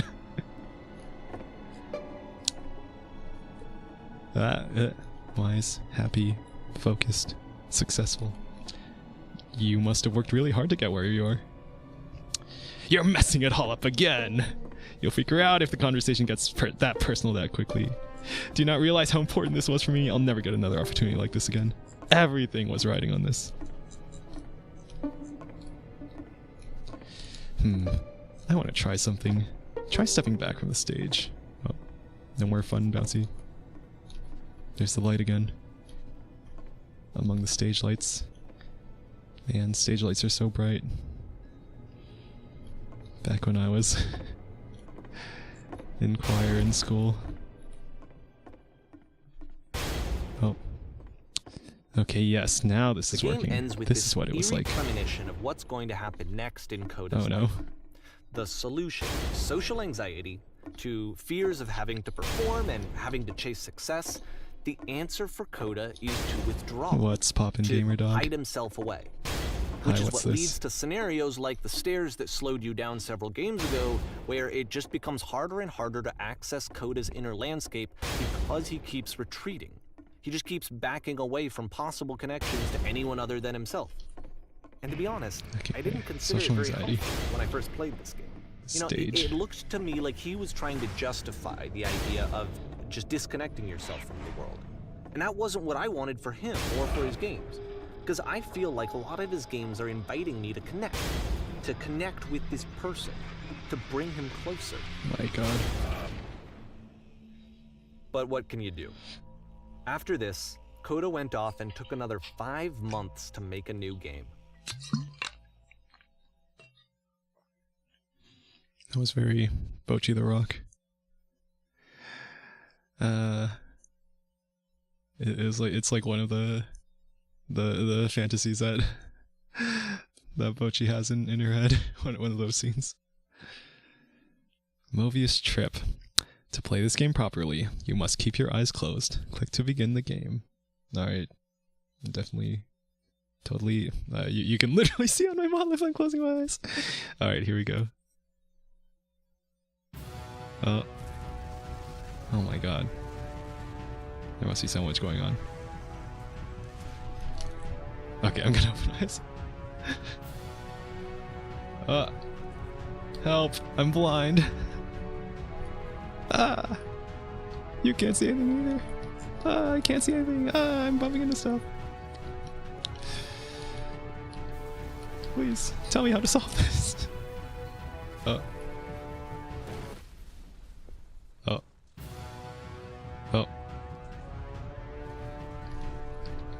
Can't see anything. You should probably open your eyes if you haven't already. It's pretty much impossible to solve otherwise. And there is a solution, by the way. Alright. Here, is this an escape pod? Oh, elevator. Oh, truth. Hello. The only way to stop it is to speak something that's honest. I am bursting with creative energy. Guess not.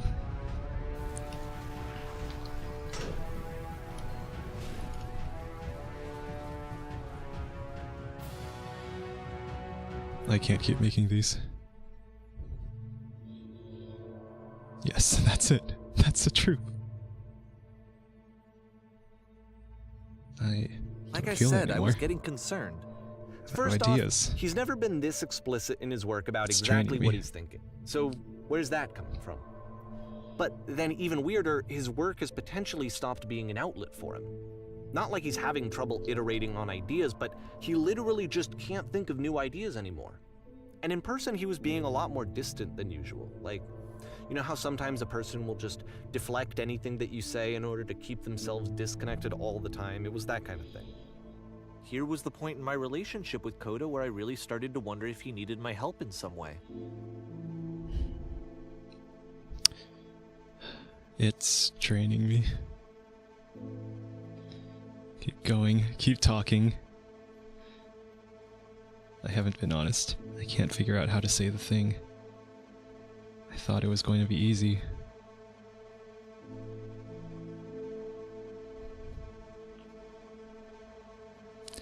You're doing it. It's working. Oh shit, she's doing it. I'm alone. I'm stuck in it. I have to work harder. Damn it. We're going to be okay. It is like a conversation with yourself. His games are going to get more desperate from here on out. Mm. After this game, it's almost 6 months before he finishes something new.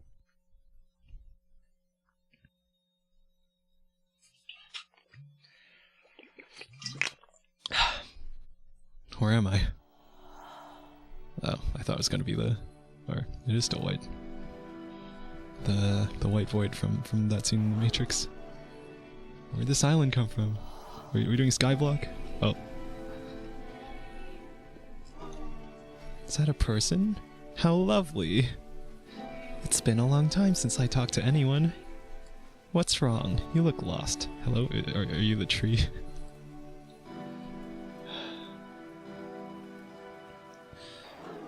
When I try to create, I feel empty.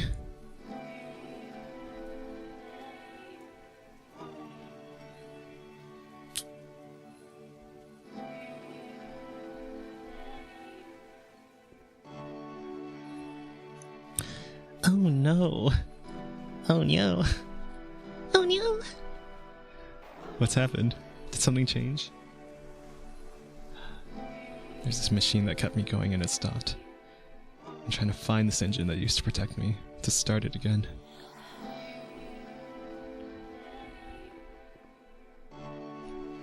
Wait, you're looking for a machine? I think I know where it is. It isn't far. This island shape looks a little... looks like a certain thing. A certain kind of hole. I think I know where it is. It isn't far. I need to see it, to know why it stopped.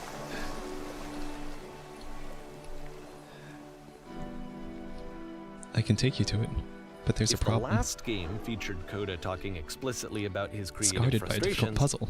this one turns it up to 11. If you can help me solve the puzzle, we'll Now, find the machine. put yourself in my shoes Deal? playing this. Here's a friend whose work is exhibiting signs Deal. of struggle, pressed frustration, anxiety, depression, even. Atori.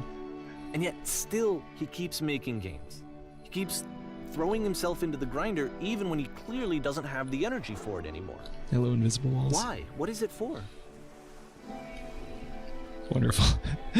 Wonder if, I guess in universe the narrator had to add all these invisible walls. Perfect. Come along, I'll show it to you. One of the really good relics. And now you press the switch on the inside. Now you have to close the first door.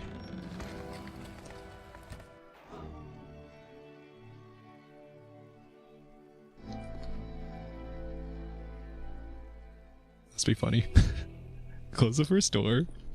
It's already closed. Open the first door. Oh.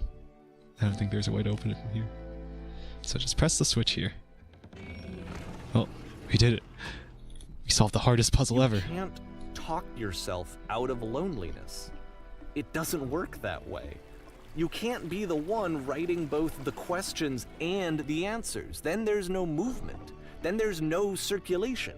If all of your anxieties are being channeled into your work, then if the work ever fails, you have no backup and you're just going to crash. Then you have no backup and you're just going to crash. Yeah. Yeah. Oh man, there was a video There's a Dr. K video that I took notes on, talking about like motivation, how to improve, how to get better at things. And one of the things he said is you need to show other people your work. You need to show off your skills, whatever little skills that you have, even if you suck at the thing. But using those skills practically and like showing other people what you've done with them is really important. Well, for getting feedback and also to like know that you've done something, that you're seeing the fruits of your work. And that's really important to stay motivated and keep going. Damn. These are just words on some walls. Trust me, you'll see. You have to say that your work is fun and easy. You have to say that game development is simple and joyous and that you love it 100% of the time. Alright. Making games is effortless. Ah, that feels wonderful. But it wasn't true. Don't worry about it, just keep talking. Keep saying that creation is easy. I am constantly excited and enthusiastic about my work. Yes, that's wonderful. Seeing Keep this game going. at the time that he made it, it looked really unhealthy to me. I was watching him do this to himself, and I hated it. I hated seeing him so trapped. It's like video games are not worth this amount of suffering.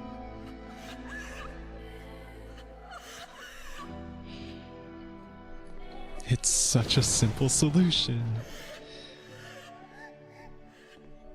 This is someone I really cared about. And I used to get so much joy out of seeing him create.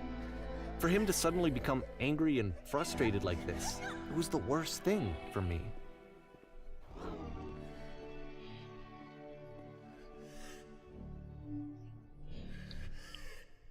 None of this is helping. Patience. You have to trust me. I promise this will work. Please continue. There's a lot of not helpful self-help content on the out there on the internet, I feel.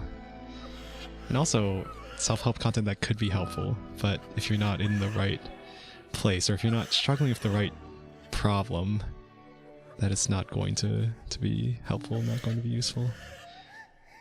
And I worry that like that there could be something really true and really useful, and then people maybe dismiss it as meaningless platitudes, or they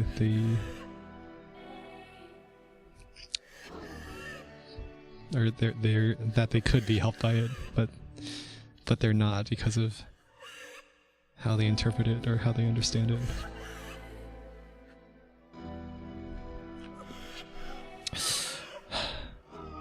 It always pays off eventually. Yes, more. I Keep don't know. going. This is what I felt at the time. I don't know how else to explain it. I wanted it to Do stop you more than understand anything. that you won't be I never happy felt so until rotten. you love me?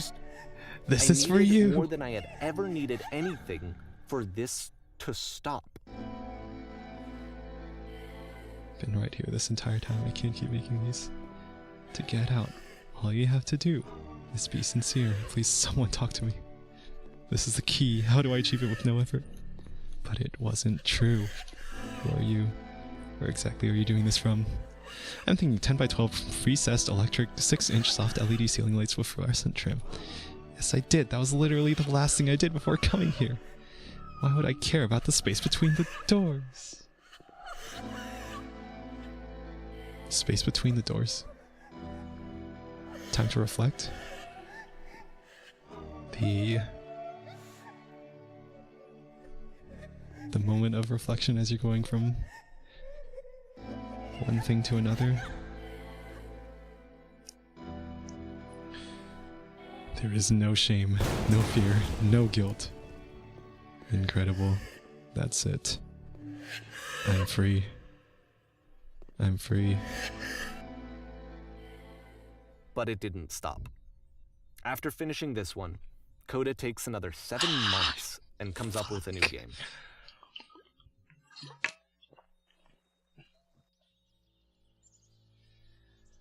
Fuck. The machine. Hello, guard. Is that another door? Ma'am, glad to see you've arrived safely. You captured the machine. It's waiting for you now. You can begin the interrogation whenever you like. I intend to be quick. Very good. Just be warned that someone called the press, so we might have a little bit of attention on this one.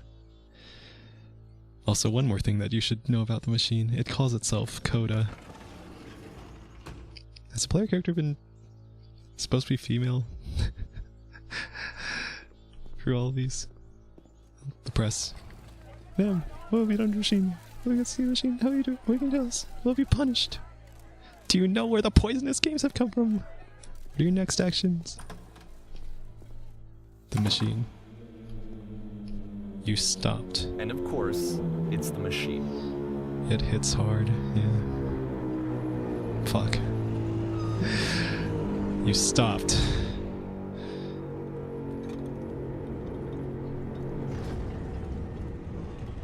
You stopped feeding us.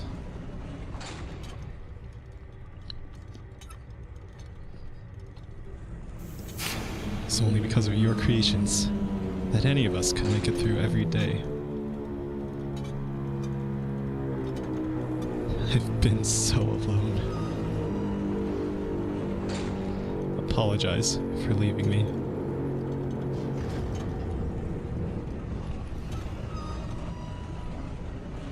No, nothing.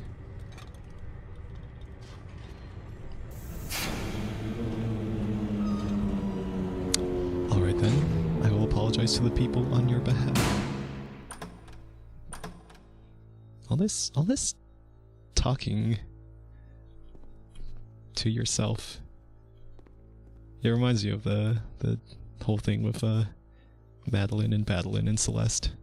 That was a really good game. In gameplay and the narrative, I think. My followers, my friends. Here. You're all my friends. Press. We'll be a little parasocial here. It falls on me to deliver bad news. The machine will not apologize to us.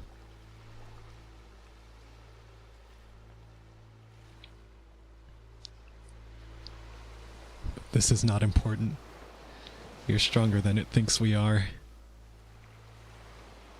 Let us show it that we are not failures. Follow me. We will destroy the machine. Okay, I made it. I lurked a bit earlier, but I'm here officially now. Hello, Hero of Logic. Yeah. This is kind of quiet, kind of contemplative time playing this game. This is a narrative game, of course. If you don't want to be spoiled. The gun! Oh. Oh. We doing a little Inglorious Bastards? Are you winning? Oh. Oh. Coda. I'll make sure you are known forever. Isn't that what you're scared of? Exposed to the view of others every day forever? Seen in naked clarity? And I'll tell you, at the time that I first played this game, shortly after he made it, here's what I'm thinking to myself. I'm thinking that Code is stuck in his own head, and that it's having a very negative effect on him, and that all he needs to do is just start showing his work to people, to get some actual feedback on his games. Oh, it might get him out of isolation. This effect must be... Oh. And so, as I'm thinking this, I realized that I could be the one to initiate it. Because it would never occur to Coda to start actively soliciting feedback, so what if I did it for him? If he could see the difference it would make to have more actual conversations with other human beings, would that bring him out of his mental spiral? Would it give him confidence in himself? Would it bring meaning back into his work? I feel like something's about to go very wrong in this narrative.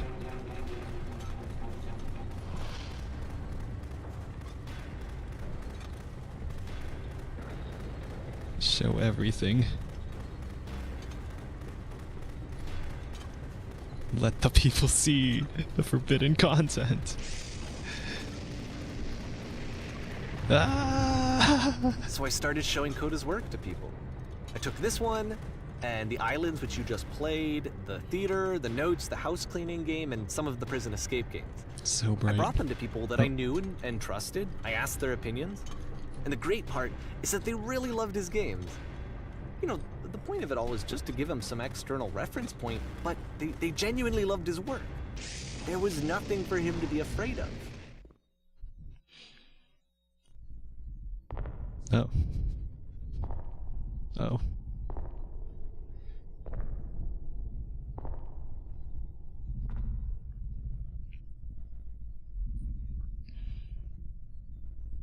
Put down your weapon.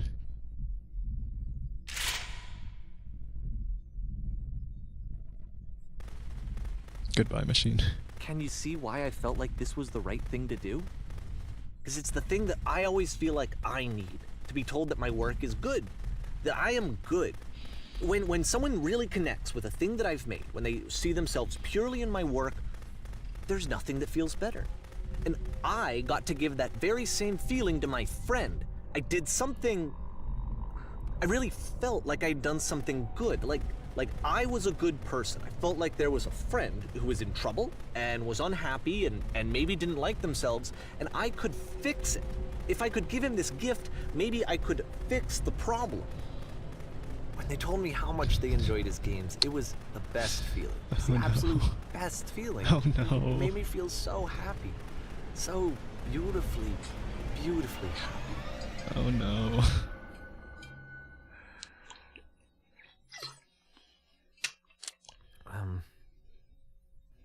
So anyway, Coda finishes this game, and then really he just kind of takes off for a while. So this is June of 2011, and I didn't hear anything from him for several weeks, I guess. And so out of nowhere, one day I get an email, and it's got a private link to a new game of Coda's. This one is called The Tower, and to my knowledge, it's the last game that Coda ever made. So let's take a look.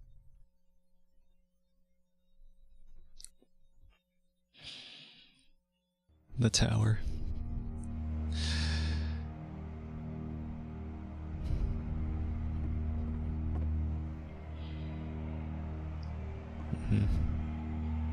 So just thinking from in the narrative, the narrator shows off Coda's work. All the games we've seen, they're very, very personal, almost like we're seeing into his soul. And well, I guess it was very apparent from the delivery of the... It's kind of intentional that we see it this way, but like the narrator is doing it for his sake and not for Coda's.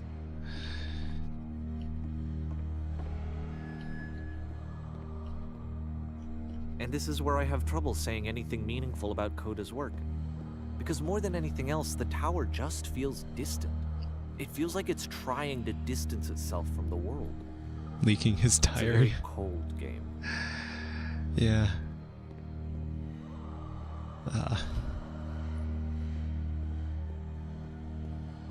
The screams, the sobbing in the background, the droning, the alarm. This architecture reminds me of the Citadel from Half-Life 2. I guess everything in the Source game is reminding me of other Source games. This room actually has a maze in it. Oh. Or her, maybe. I think the narrator... Except that all the walls of the maze are invisible. And then every time you touch one of the walls, there's this awful flashing and noise, so the experience is really miserable. The game goes beyond not being meant to be played, it actually seems to despise the player for trying to play it at all. But I do want to show you the rest of the levels, so when you're ready to continue, press enter and I'll put a bridge over the maze.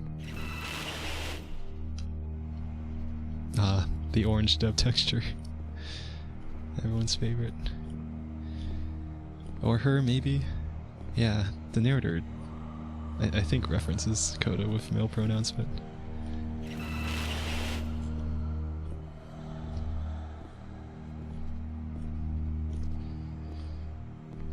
But yeah... And to be fair, it's not like this is the first game that's needed some modification to be playable. Like the house cleaning game. You know, that one used to actually loop the cleaning chores and you just cleaned a house forever. I had to cut it off so that you could exit the house and the game would actually end. But that game had an idea that it was actually trying to communicate. What's the deeper idea behind the invisible maze?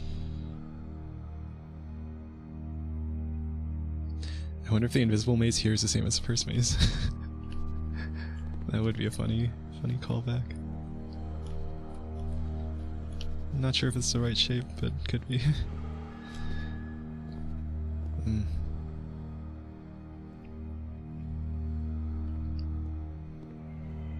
Actually, yeah, the timing of when the... Let's see, the narrator said that they ended the cleaning minigame early. Although the timing of that was right when the game asked, like, do you find this fun, or something like that? Do you find cleaning fun? Oh, I see a switch, I see a counter. The This only reminds way me past of this challenge is to the Stanley randomly Parable. guess the 6-digit code. Alright, Like the invisible maze, it's frustrating to me, because it's the opposite of everything else that Coda has made. It doesn't encourage thought or engagement. It doesn't ask anything of me, except a lot of my time. If I could have reached him during this time, then maybe I could have asked him, but I couldn't. I still don't really understand why this is here. alright, here we go. Time I'll to put brute the force code on this. the ground for you here, though, so that we can move on. Alright, time to brute force this. One, look at the code. 1. Nope. 2. Nope. 3. Nope. 4. No, yeah, we'll just... 151617. Okay.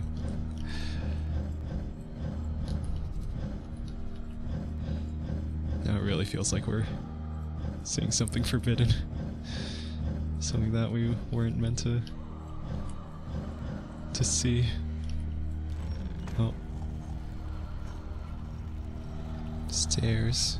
More invisible walls? Yep.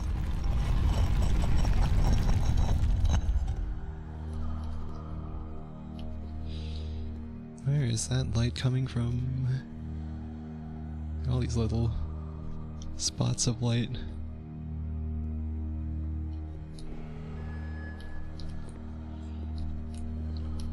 Oh. Going down. A door? The switch to open this door is actually on the other side of the door, meaning that it's literally impossible to solve from this side.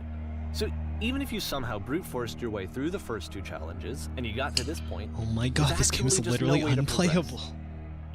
And it's scary for me, the idea of Coda cutting himself off entirely, just saying, you know, that's it, that's the end of the conversation, not giving me any way to fix the problem.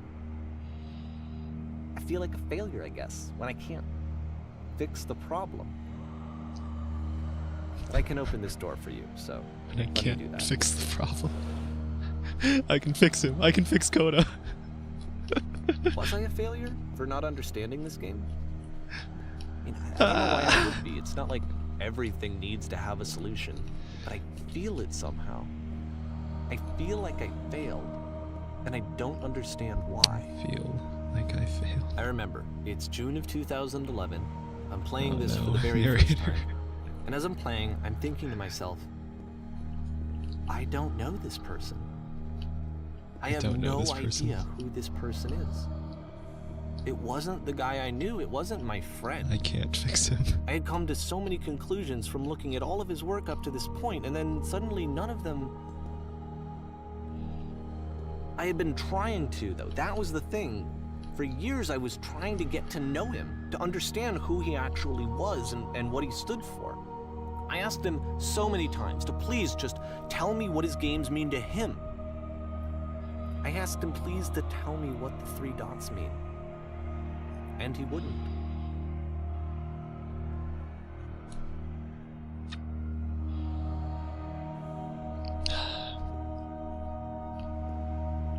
When you make assumptions when we think we know someone, when we're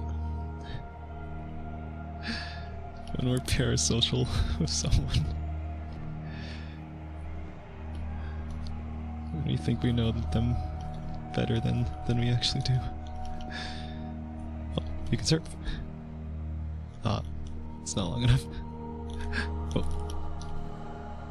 Oh.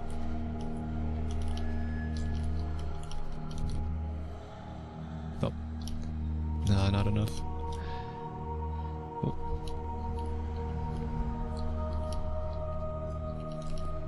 Yeah, you need like certain like source engine movement settings to surf properly. Deep in the parasocial. It's me, I was parasocial with Coda. I could fix him. Ah!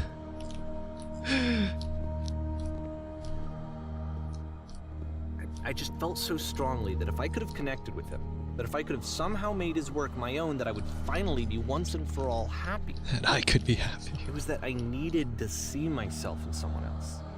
I needed to be someone other than me. Oh. But he stopped and left.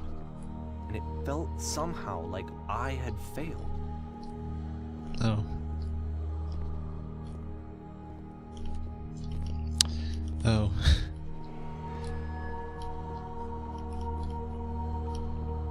Needed to see someone other than me. Where did I screw up? Where did I screw up?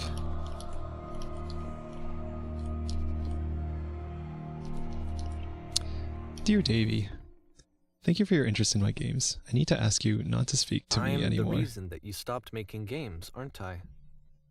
It's because of what I did. I poisoned it for you. It's even got the little barrier so you don't touch the artwork. This art display. Davey. Is this the first time we hear his name?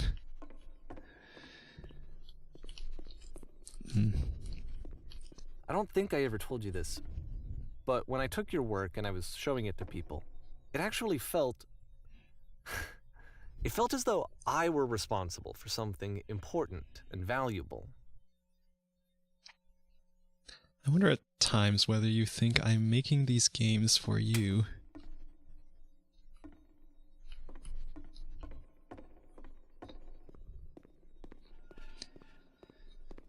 You so infected my personal space. And it was in the email. The people oh, who yeah. played them, that was at the beginning. They treated me like I was important. They really listened and cared about what I had to say. Even though I was showing your work, it was... I felt good about myself. Finally. For a moment, while I had that, really... I liked myself. Oh, man. You've so infected my personal space. It's possible I did begin to plant solutions in my work somewhere, hidden between games. If there was an answer, a meaning, would it make you any happier? Would you stop taking my games and showing them to people against my wishes? Giving them something that is not yours to give. Violating the one boundary that keeps me safe. It's leaking the DMs.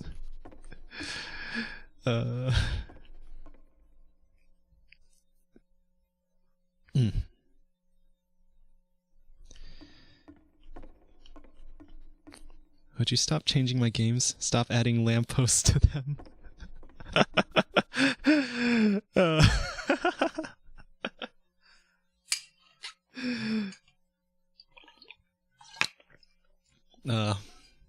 That's a punchline.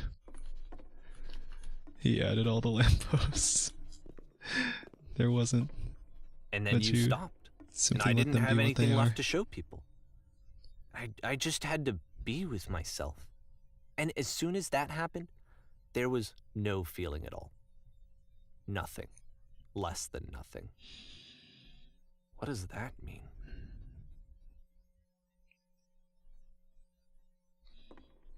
The room's getting darker. Was there... I guess the skylights were the same.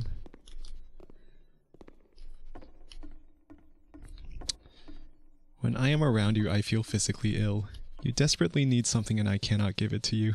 I literally do not have it. When they say the worst thing they could... the worst thing she could say is no.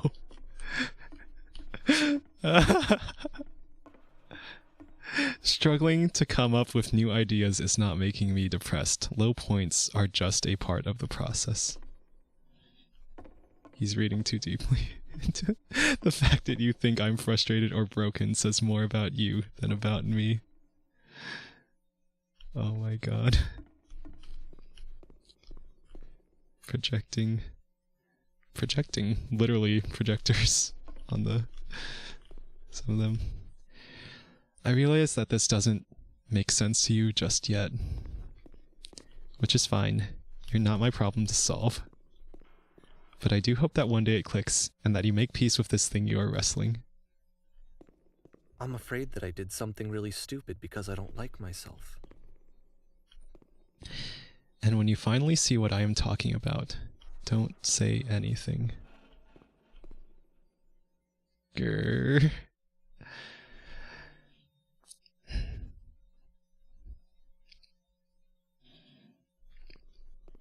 He never needed fixing. She never needed fixing.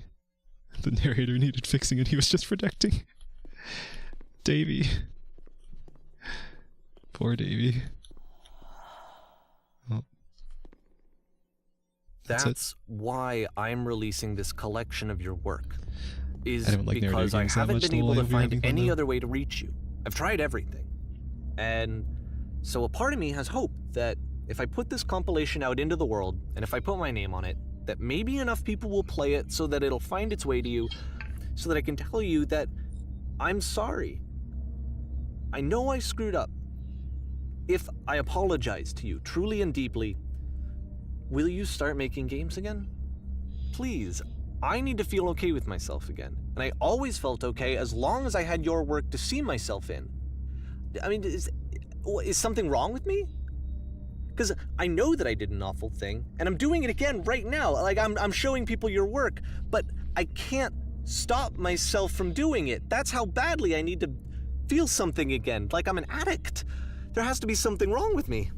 Can I apologize? What if I tell you I was wrong? Will that work? Will that fix it? I don't know. I don't think it will, but there's nothing else that I can do. Just tell me what you want. I'm sorry. I'm sorry. Please.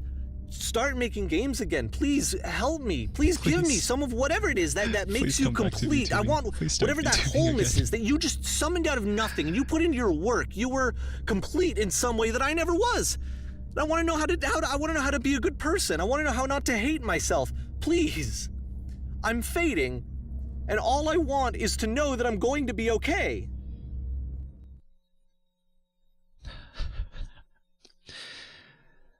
Hello, Squishy. Yeah, this is my first time playing through. Chum buds right now! Oh, that feels bad to laugh at. Oh no.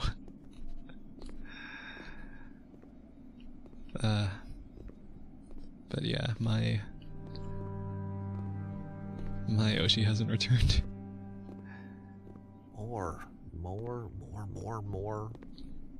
love, more praise, more people telling me that I'm good. Always more. I need more. More ego. It's like a disease. I wish I knew what that meant. Lamau. Trains. Oh my god, it's just like Source game that has trains. It's just like Half-Life 2. Oh. Except this time we're getting on the train. Hello. Hello, nobody. Solution. More numbers. I need more.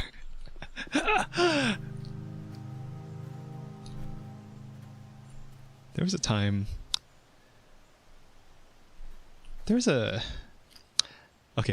line in Undertale when you're fighting Sans when he says, actually, I'm not sure if it was when you're fighting Sans or when some point Sans says to you, yeah, you're the type of person who'll never be happy.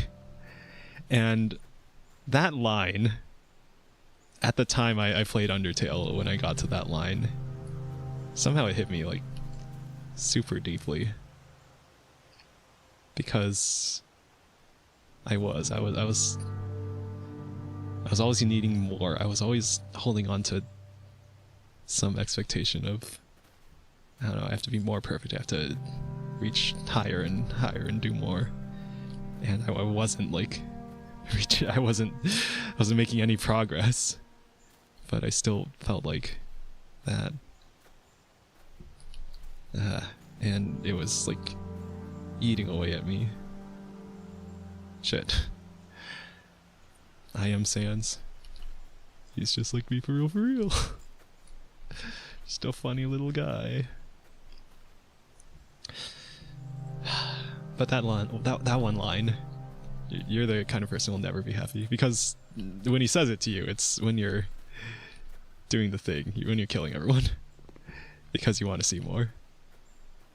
The differences between me and Sans is that I won't lose. It's never enough. That mindset, that feeling of always wanting for more and not enjoying what you have in the moment and not being able to enjoy the present moment. Or maybe that's an simplified way to say it, but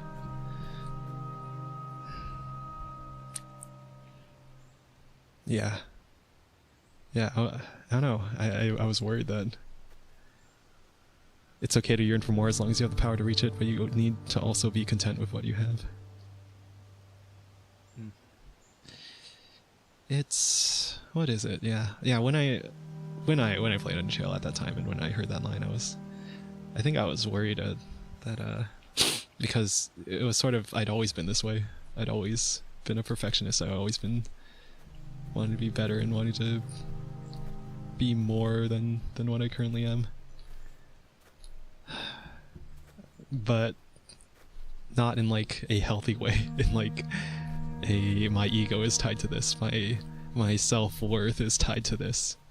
And it's just not sustainable. There are going to be times when you're going to mess up, when you make mistakes. And I was worried that just because I'd always been that way, that it's been that way for my whole life, that maybe I'll be unhappy forever.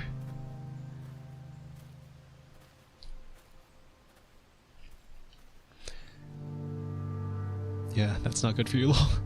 Yeah, I've learned a lot. I think I've come a long way in terms of mindset. That you can change these things. That you can change your perspective in a lot of ways. Just gotta live, man. I guess if someone had told me ahead of time that he just really enjoyed making prison games, maybe I wouldn't have thought he was so desperate. I wouldn't have told so many people that he was depressed. Maybe he just likes making prisons. I'm here now, so it's time to smile.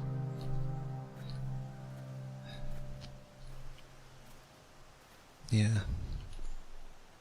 What even is being in the present moment? I think it's something that you can say a lot of words about, but you need to feel it to truly understand it.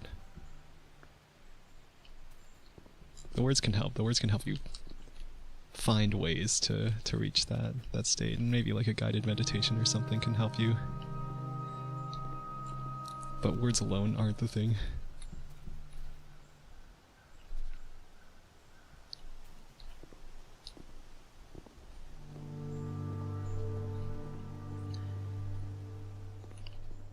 Fancy room, fancy house, fancy building, some fancy stairs. Even now, the disease is telling me to stop. Don't show people what a shitty person you are. They'll hate you.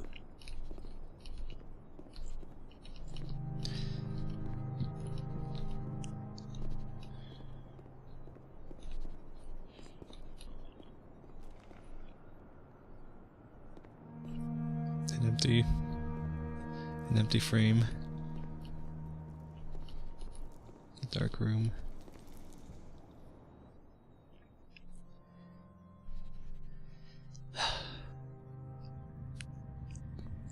So...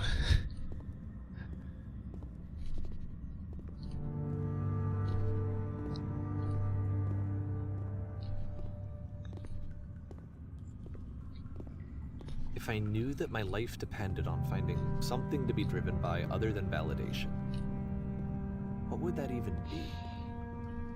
The darkness. It's strange, but the thought of not being driven by external validation is unthinkable. Like, I actually cannot conceive of what that would be like.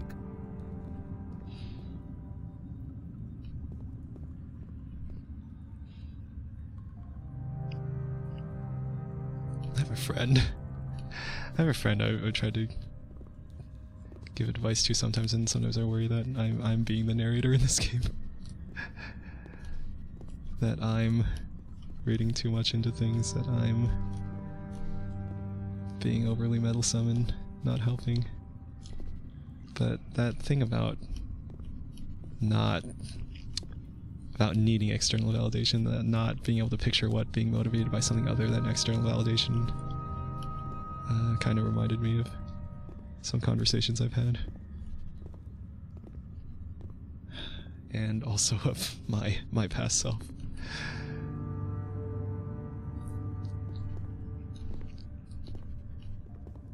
So maybe I've been the narrator. What now? Maybe I've been projecting those feelings onto other people. I think I need to go. And I'm sorry, because I know that I said that I would be here and I would walk you through this, but I'm starting to feel like I have a lot of work to do. I have a lot that I need to make up for, and so I'm just gonna... Okay. I think, yeah, you need to fix yourself before you try to fix other people, I guess. Well, it's not super related, but it is something that I've heard before, mostly from Dr. K.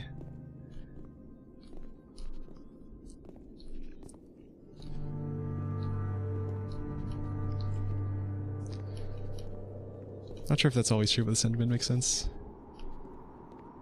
Yeah. I don't know. At least, maybe...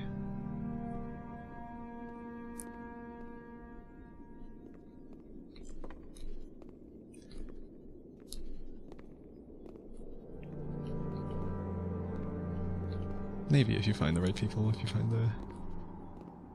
the right circumstances, and... Oh, motion blur's on. I just noticed. Or is it? Or is that just my monitor? Maybe in the right circumstances you can be with another person and fix yourself. Or fix someone else along with yourself.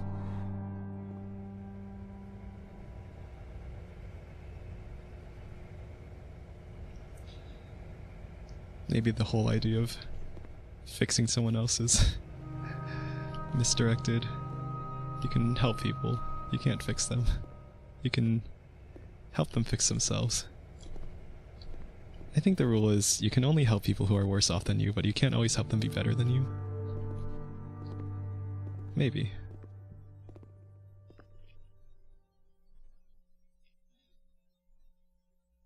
Maybe. I mean, I only know what I know. I'm not an omniscient wizard.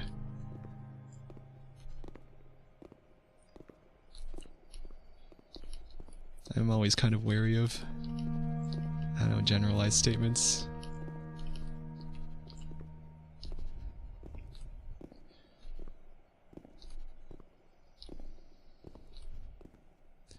You can have theory that you don't necessarily have the ability to put into practice. Do as I say, not as I do, and all that. But you need to have a lot of self-awareness to know your weaknesses.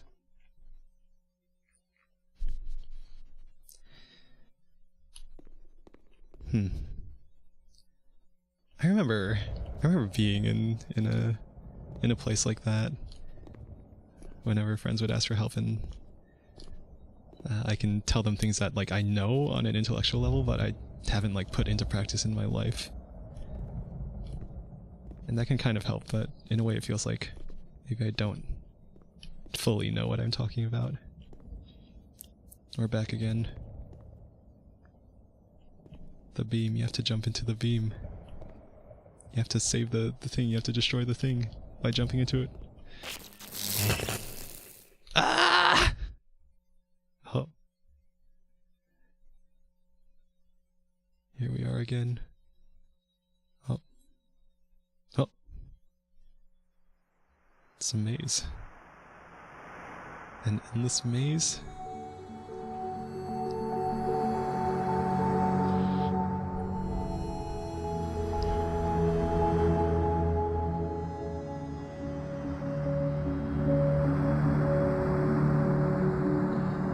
The issue is blind leading the blind, because if you don't know exactly what you're doing, you could accidentally lead someone astray. It's dangerous even if you want to help and aren't malicious.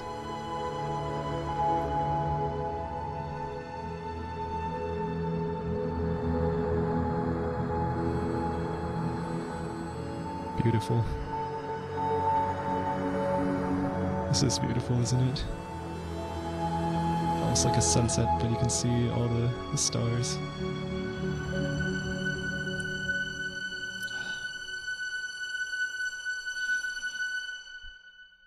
It does look nice, yeah.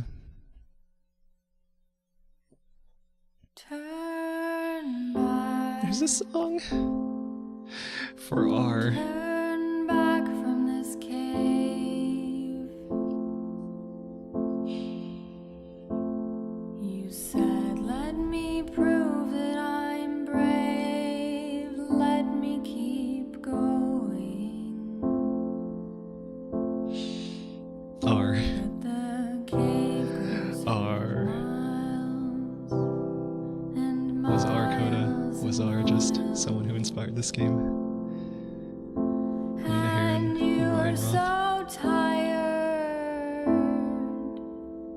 but I know that you're strong. So turn back,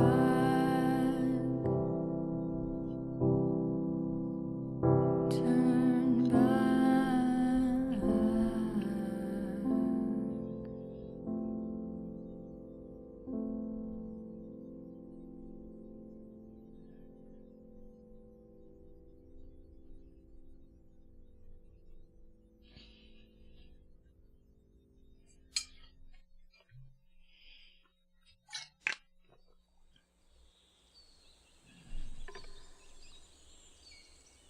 That was it. I think I figured out why I don't like narrative games now. This was actually helpful for me.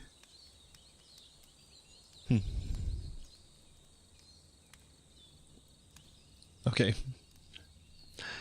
I have thoughts, and I think I need time to collect my thoughts and also to use the bathroom, and I might revisit some of the chapters. Alright.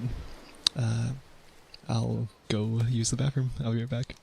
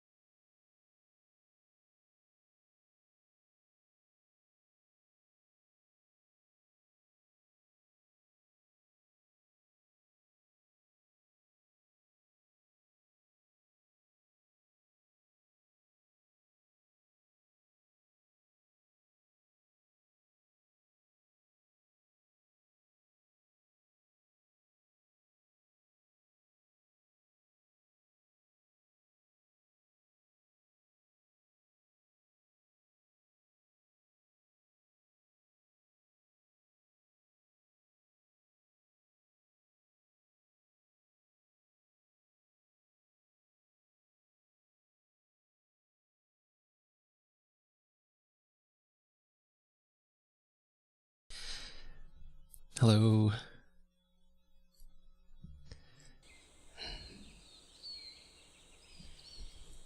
I want to explore the Counter-Strike level again.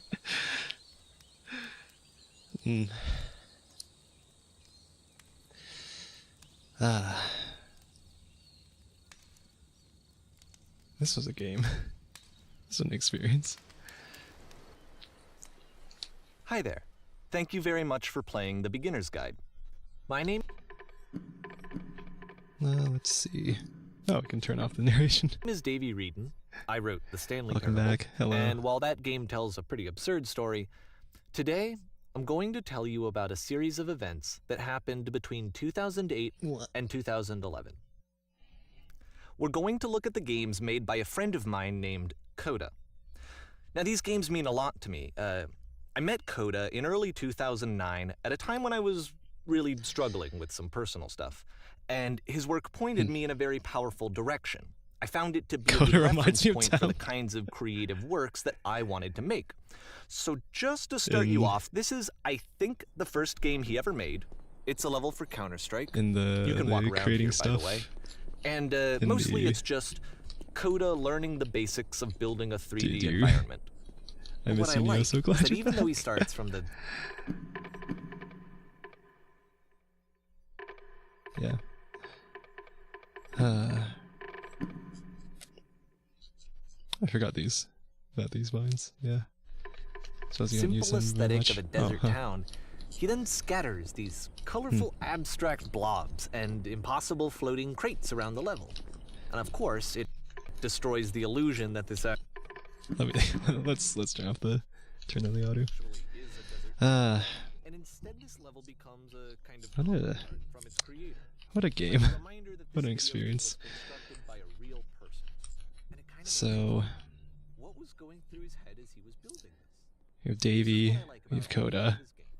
I mean, not that they're all fascinating. Davey wants to show off all of They all Coda's games. Davey inserts his own. Oh yeah. The reason I don't like narrative games is often the emotional parts feel forced to me, while in a normal story the emotional portions feel natural, if that makes any sense. That is an interesting thing. I know I haven't played a ton, but it kind of feels like there's, you know, this game, and it has a really huge emotional impact on some people, and they're like, oh my god, this is the best game ever, you gotta play it. And then other people are like, it was okay. and you never know, like, because I don't know, the people who feel strongly are probably gonna write the reviews. And about emotional portions feeling forced, it does kind of seem that way. Like the really popular narrative games are because people they have that big strong emotional moment, and then people respond to that by saying, oh my god, this is the best game ever, oh my god, it's so amazing.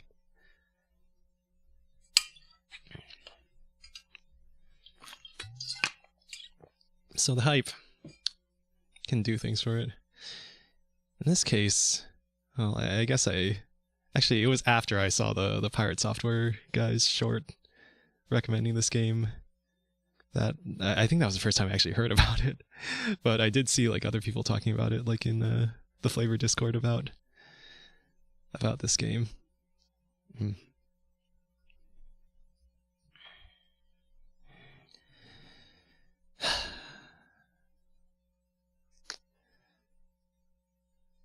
So yeah, you have the reveal that I get very emotional with this one, very much resonates with me. Yeah. Yeah, there are a lot of like hard hitting parts to this, but I find the reveal and the relationship with Davey and Coda was really interesting. Which I guess, yeah, it's the big reveal. It's the plot twist. The plot twist. Oh my god, you were projecting this whole time. all going to give us access to their creator. Stop telling people I'm depressed and broken. And adding lampposts to make them seem like there's something deeper. Sometimes art just 2008, Coda starts making exists. and he never Or maybe releases the them. message isn't He doesn't like put them onto the internet. He just makes them and then immediately meant to be super. Might have to watch the VOD since I didn't see all of it. Unfortunately, I probably won't play the game myself. That's fine too. Yeah, I feel like whenever I see VTubers playing like narrative focused games, that I feel like I have to avoid them just in case I want to experience this for myself sometime in the future. But also, yeah, it's just a narrative one. And the end to house cleaning one was inserted by Davey. Yeah, it was just a endless little simulator. And he's hyping up how there's all the deep meaning to it. Oh, wonder if it's possible. Maybe not. Also happen to find his work interesting, then I'm sure it'll just send that much stronger of a message of encouragement. Yeah, the narrator is a really interesting character. You have a particular interpretation that I haven't mentioned here, or Well, I guess I need to go watch it in order. Lol, I'll see you next time. Alright, have a good one. Hero of Logic. Yeah. @gmail.com. Okay, that's about it. For introduction, let's take a look at Coda's first proper game. Oh, the lamppost is on the title screen. Yeah. The narrator tries to hype up and add all this intrigue onto, oh my god, Coda's this tortured artist and there's a deep meaning to all of these games. Maybe Coda was just fucking around the whole time. The lecture, oh, that was a cool one.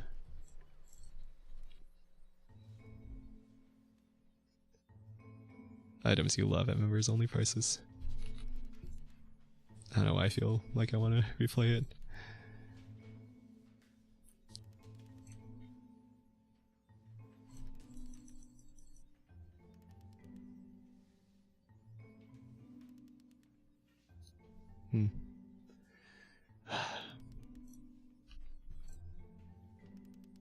Actually, yeah. It's a different experience without the narrator talking. Who do you know who is so well developed as a person that make you feel disgusted with yourself? So, without the narrator,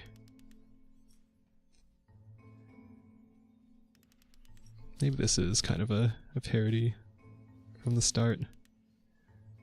But yeah, there are these people who seem so perfect. It's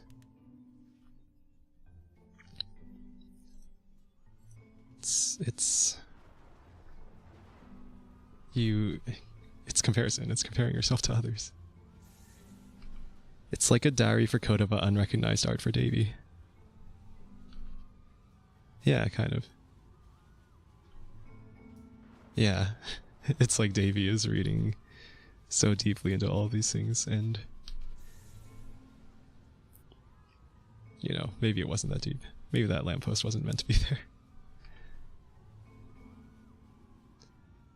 It's almost like the lamppost itself is a metaphor for, I don't know, in English class when the teacher asks you to explain what the author meant with this symbol, and it's like one of the most, it's a very sort of obvious or direct symbolic metaphor thing. It's like a thing that you're striving to, that you're trying to reach. Oh, and this goes into the stage one. I want to bounce around. I want to mess around with the bouncy things more.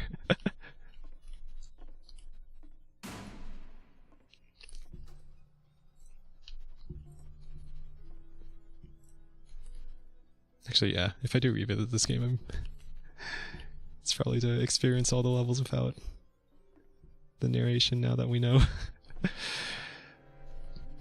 Now that we know what the narrator was. Who the narrator was, who Davey was in the context of the game.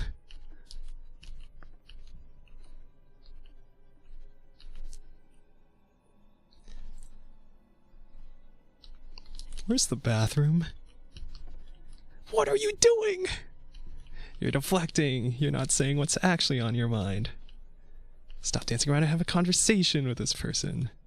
Do it again. You know, the stage metaphor. It's like there's supposed to be eyes on you, but there's no one in the crowd.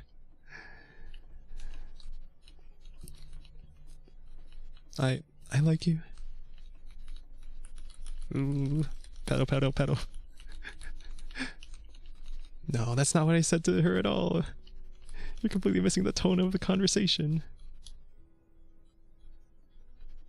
I think it's pretty normal to iterate on ideas like the prison thing until you find the right variation of it.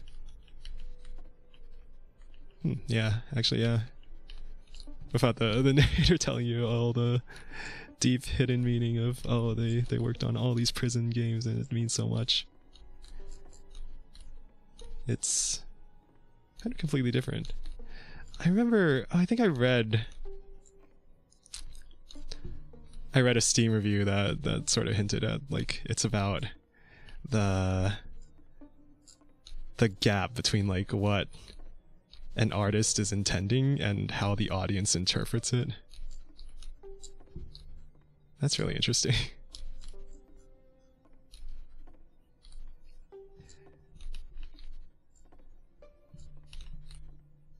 Oh.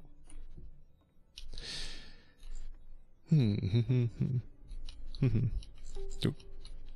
I just want to bounce around. Oh. Oh. See how fast I can go.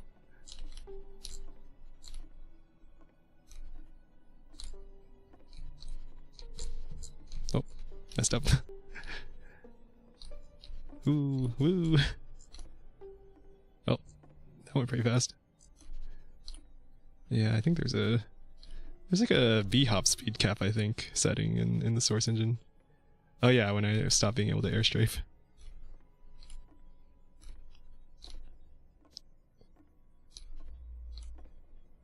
Or was that something else? Oh, yeah. Bet you've learned to lean into the pain. I wonder what the machine... I wonder if the interpretation of the machine changes without the narrator. Is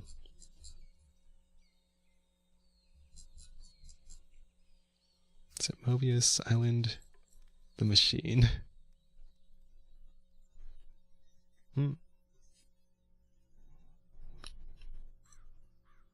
Oh.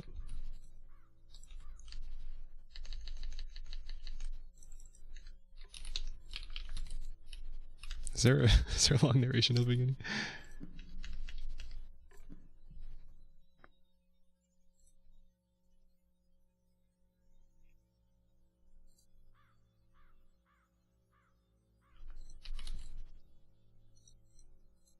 Oh, wait.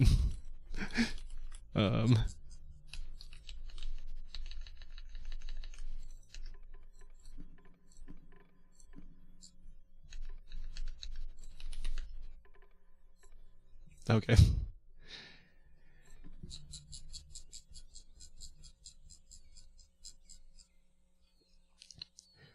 Yeah, the island, the machine, all the words.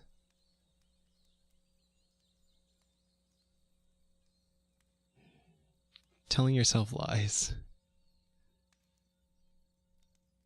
That was interesting. I don't know, when you're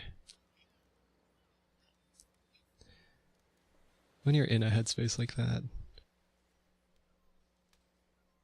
it can sort of seem like all the advice is just empty stuff like that.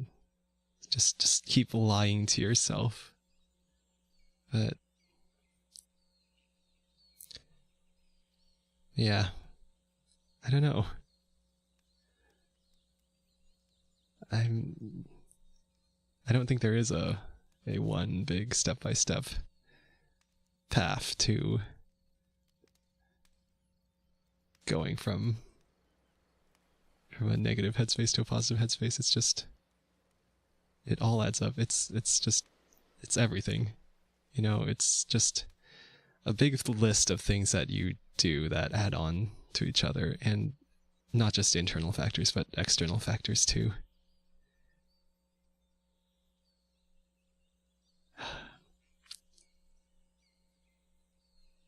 It's not effortless, it never is. Yeah. Yeah. Yeah.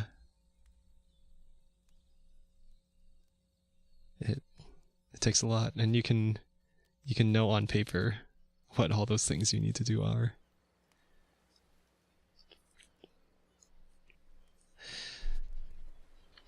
And still not be able to do it. Still have trouble doing it. Some of those things, like, I don't know, emotional processing, you can explain it in kind of a simple way. You can think of it in kind of a simple way, but it's just the hardest thing ever.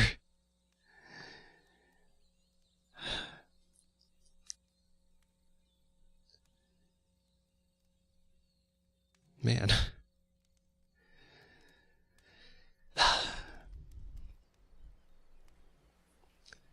What else do I have to say about the machine?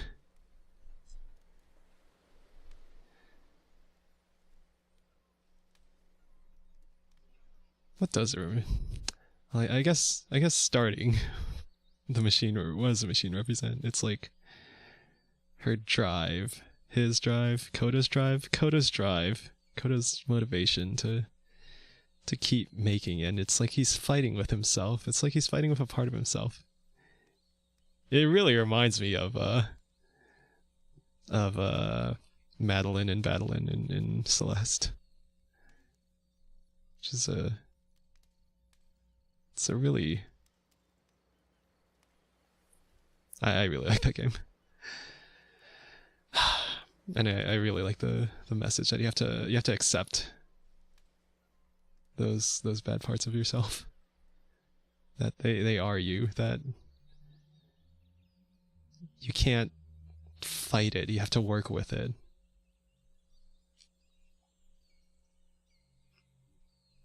Yeah. Yeah, you played Celeste too?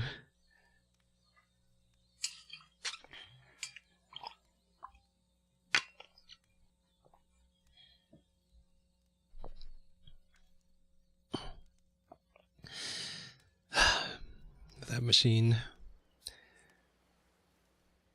I guess my machine is running. I'm maintaining it. I'm keeping it running. That's the thing, right? You know, you can't force it to run better. Never played it by watching LP? Yeah, I really like the narrative in Celeste. Maybe I'll play it on stream someday. Maybe I'll get into speedrunning Celeste. But probably not. But I do actually I still haven't finished the bonus chapter. I haven't finished Farewell, so if I do stream it, I'd want to complete it all the way to there. But the machine, yeah, it's like the machine's a part of you, and you can't get it to run again by beating yourself up and yelling at it, right? It needs maintenance. It needs an oil change. It needs some love and care.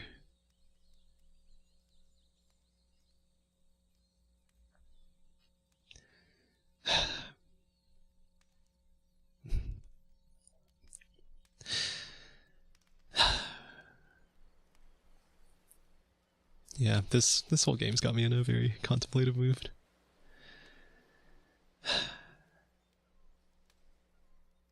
I like thinking about this stuff. I like talking about this stuff. It's the kind of stuff that, I don't know, that most internet content isn't. You know. I guess there's like shorter form content versus longer form content. Although, yeah, there's a decent number of like narrative analysis, essay kind of content. I do like that. But it's so easy to get distracted and, I don't know, watch a lot of content that doesn't feel like it's enriching your life.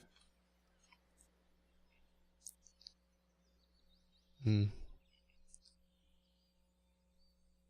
Although I guess maybe watching content, watching YouTube and stuff isn't itself necessarily the problem. It's more about when you're addicted and you feel like you're not getting other stuff done. That's when it feels like a problem.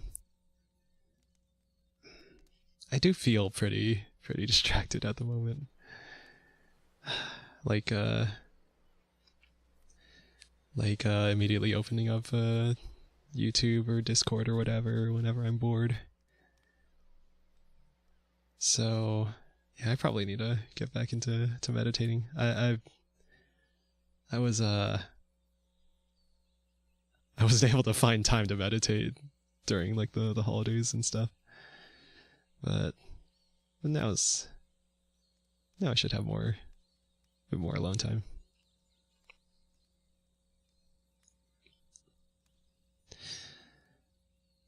Okay.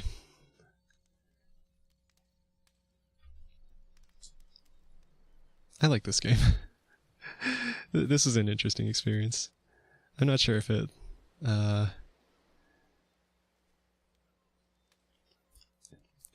changed my life. Maybe any of the lessons I could have learned were things that I don't know, already have a perspective on, or already feel like are working in a good way for me. But my experience is different.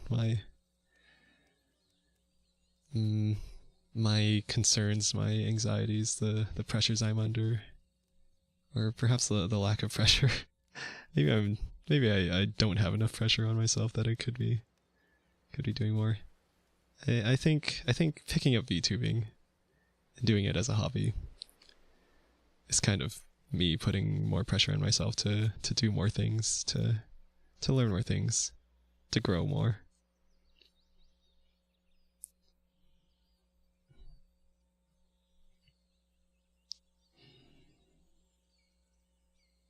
And maybe if I feel like it, I could get into some game development if I ever, I don't know, feel the creative spark for it. But right now, I think my focus is on VTubing and singing and music. But yeah, that was a good game. All right, let's wrap things up. Thanks for coming, everyone. Thank you, auxiliary character. Thank you, internet content consumer. Thank you, NepAlt. Thank you, What's This? Thank you, Hero of Logic. Thank you, Squishy. Thank you, lurkers. Anyone who's still here. 07. Oh. Boop. Boop boop. Alright. Have a good night, everyone. Bye-bye. Bye-bye.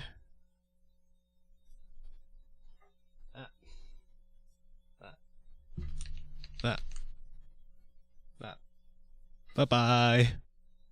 Goodbye. Oh, Yasumi.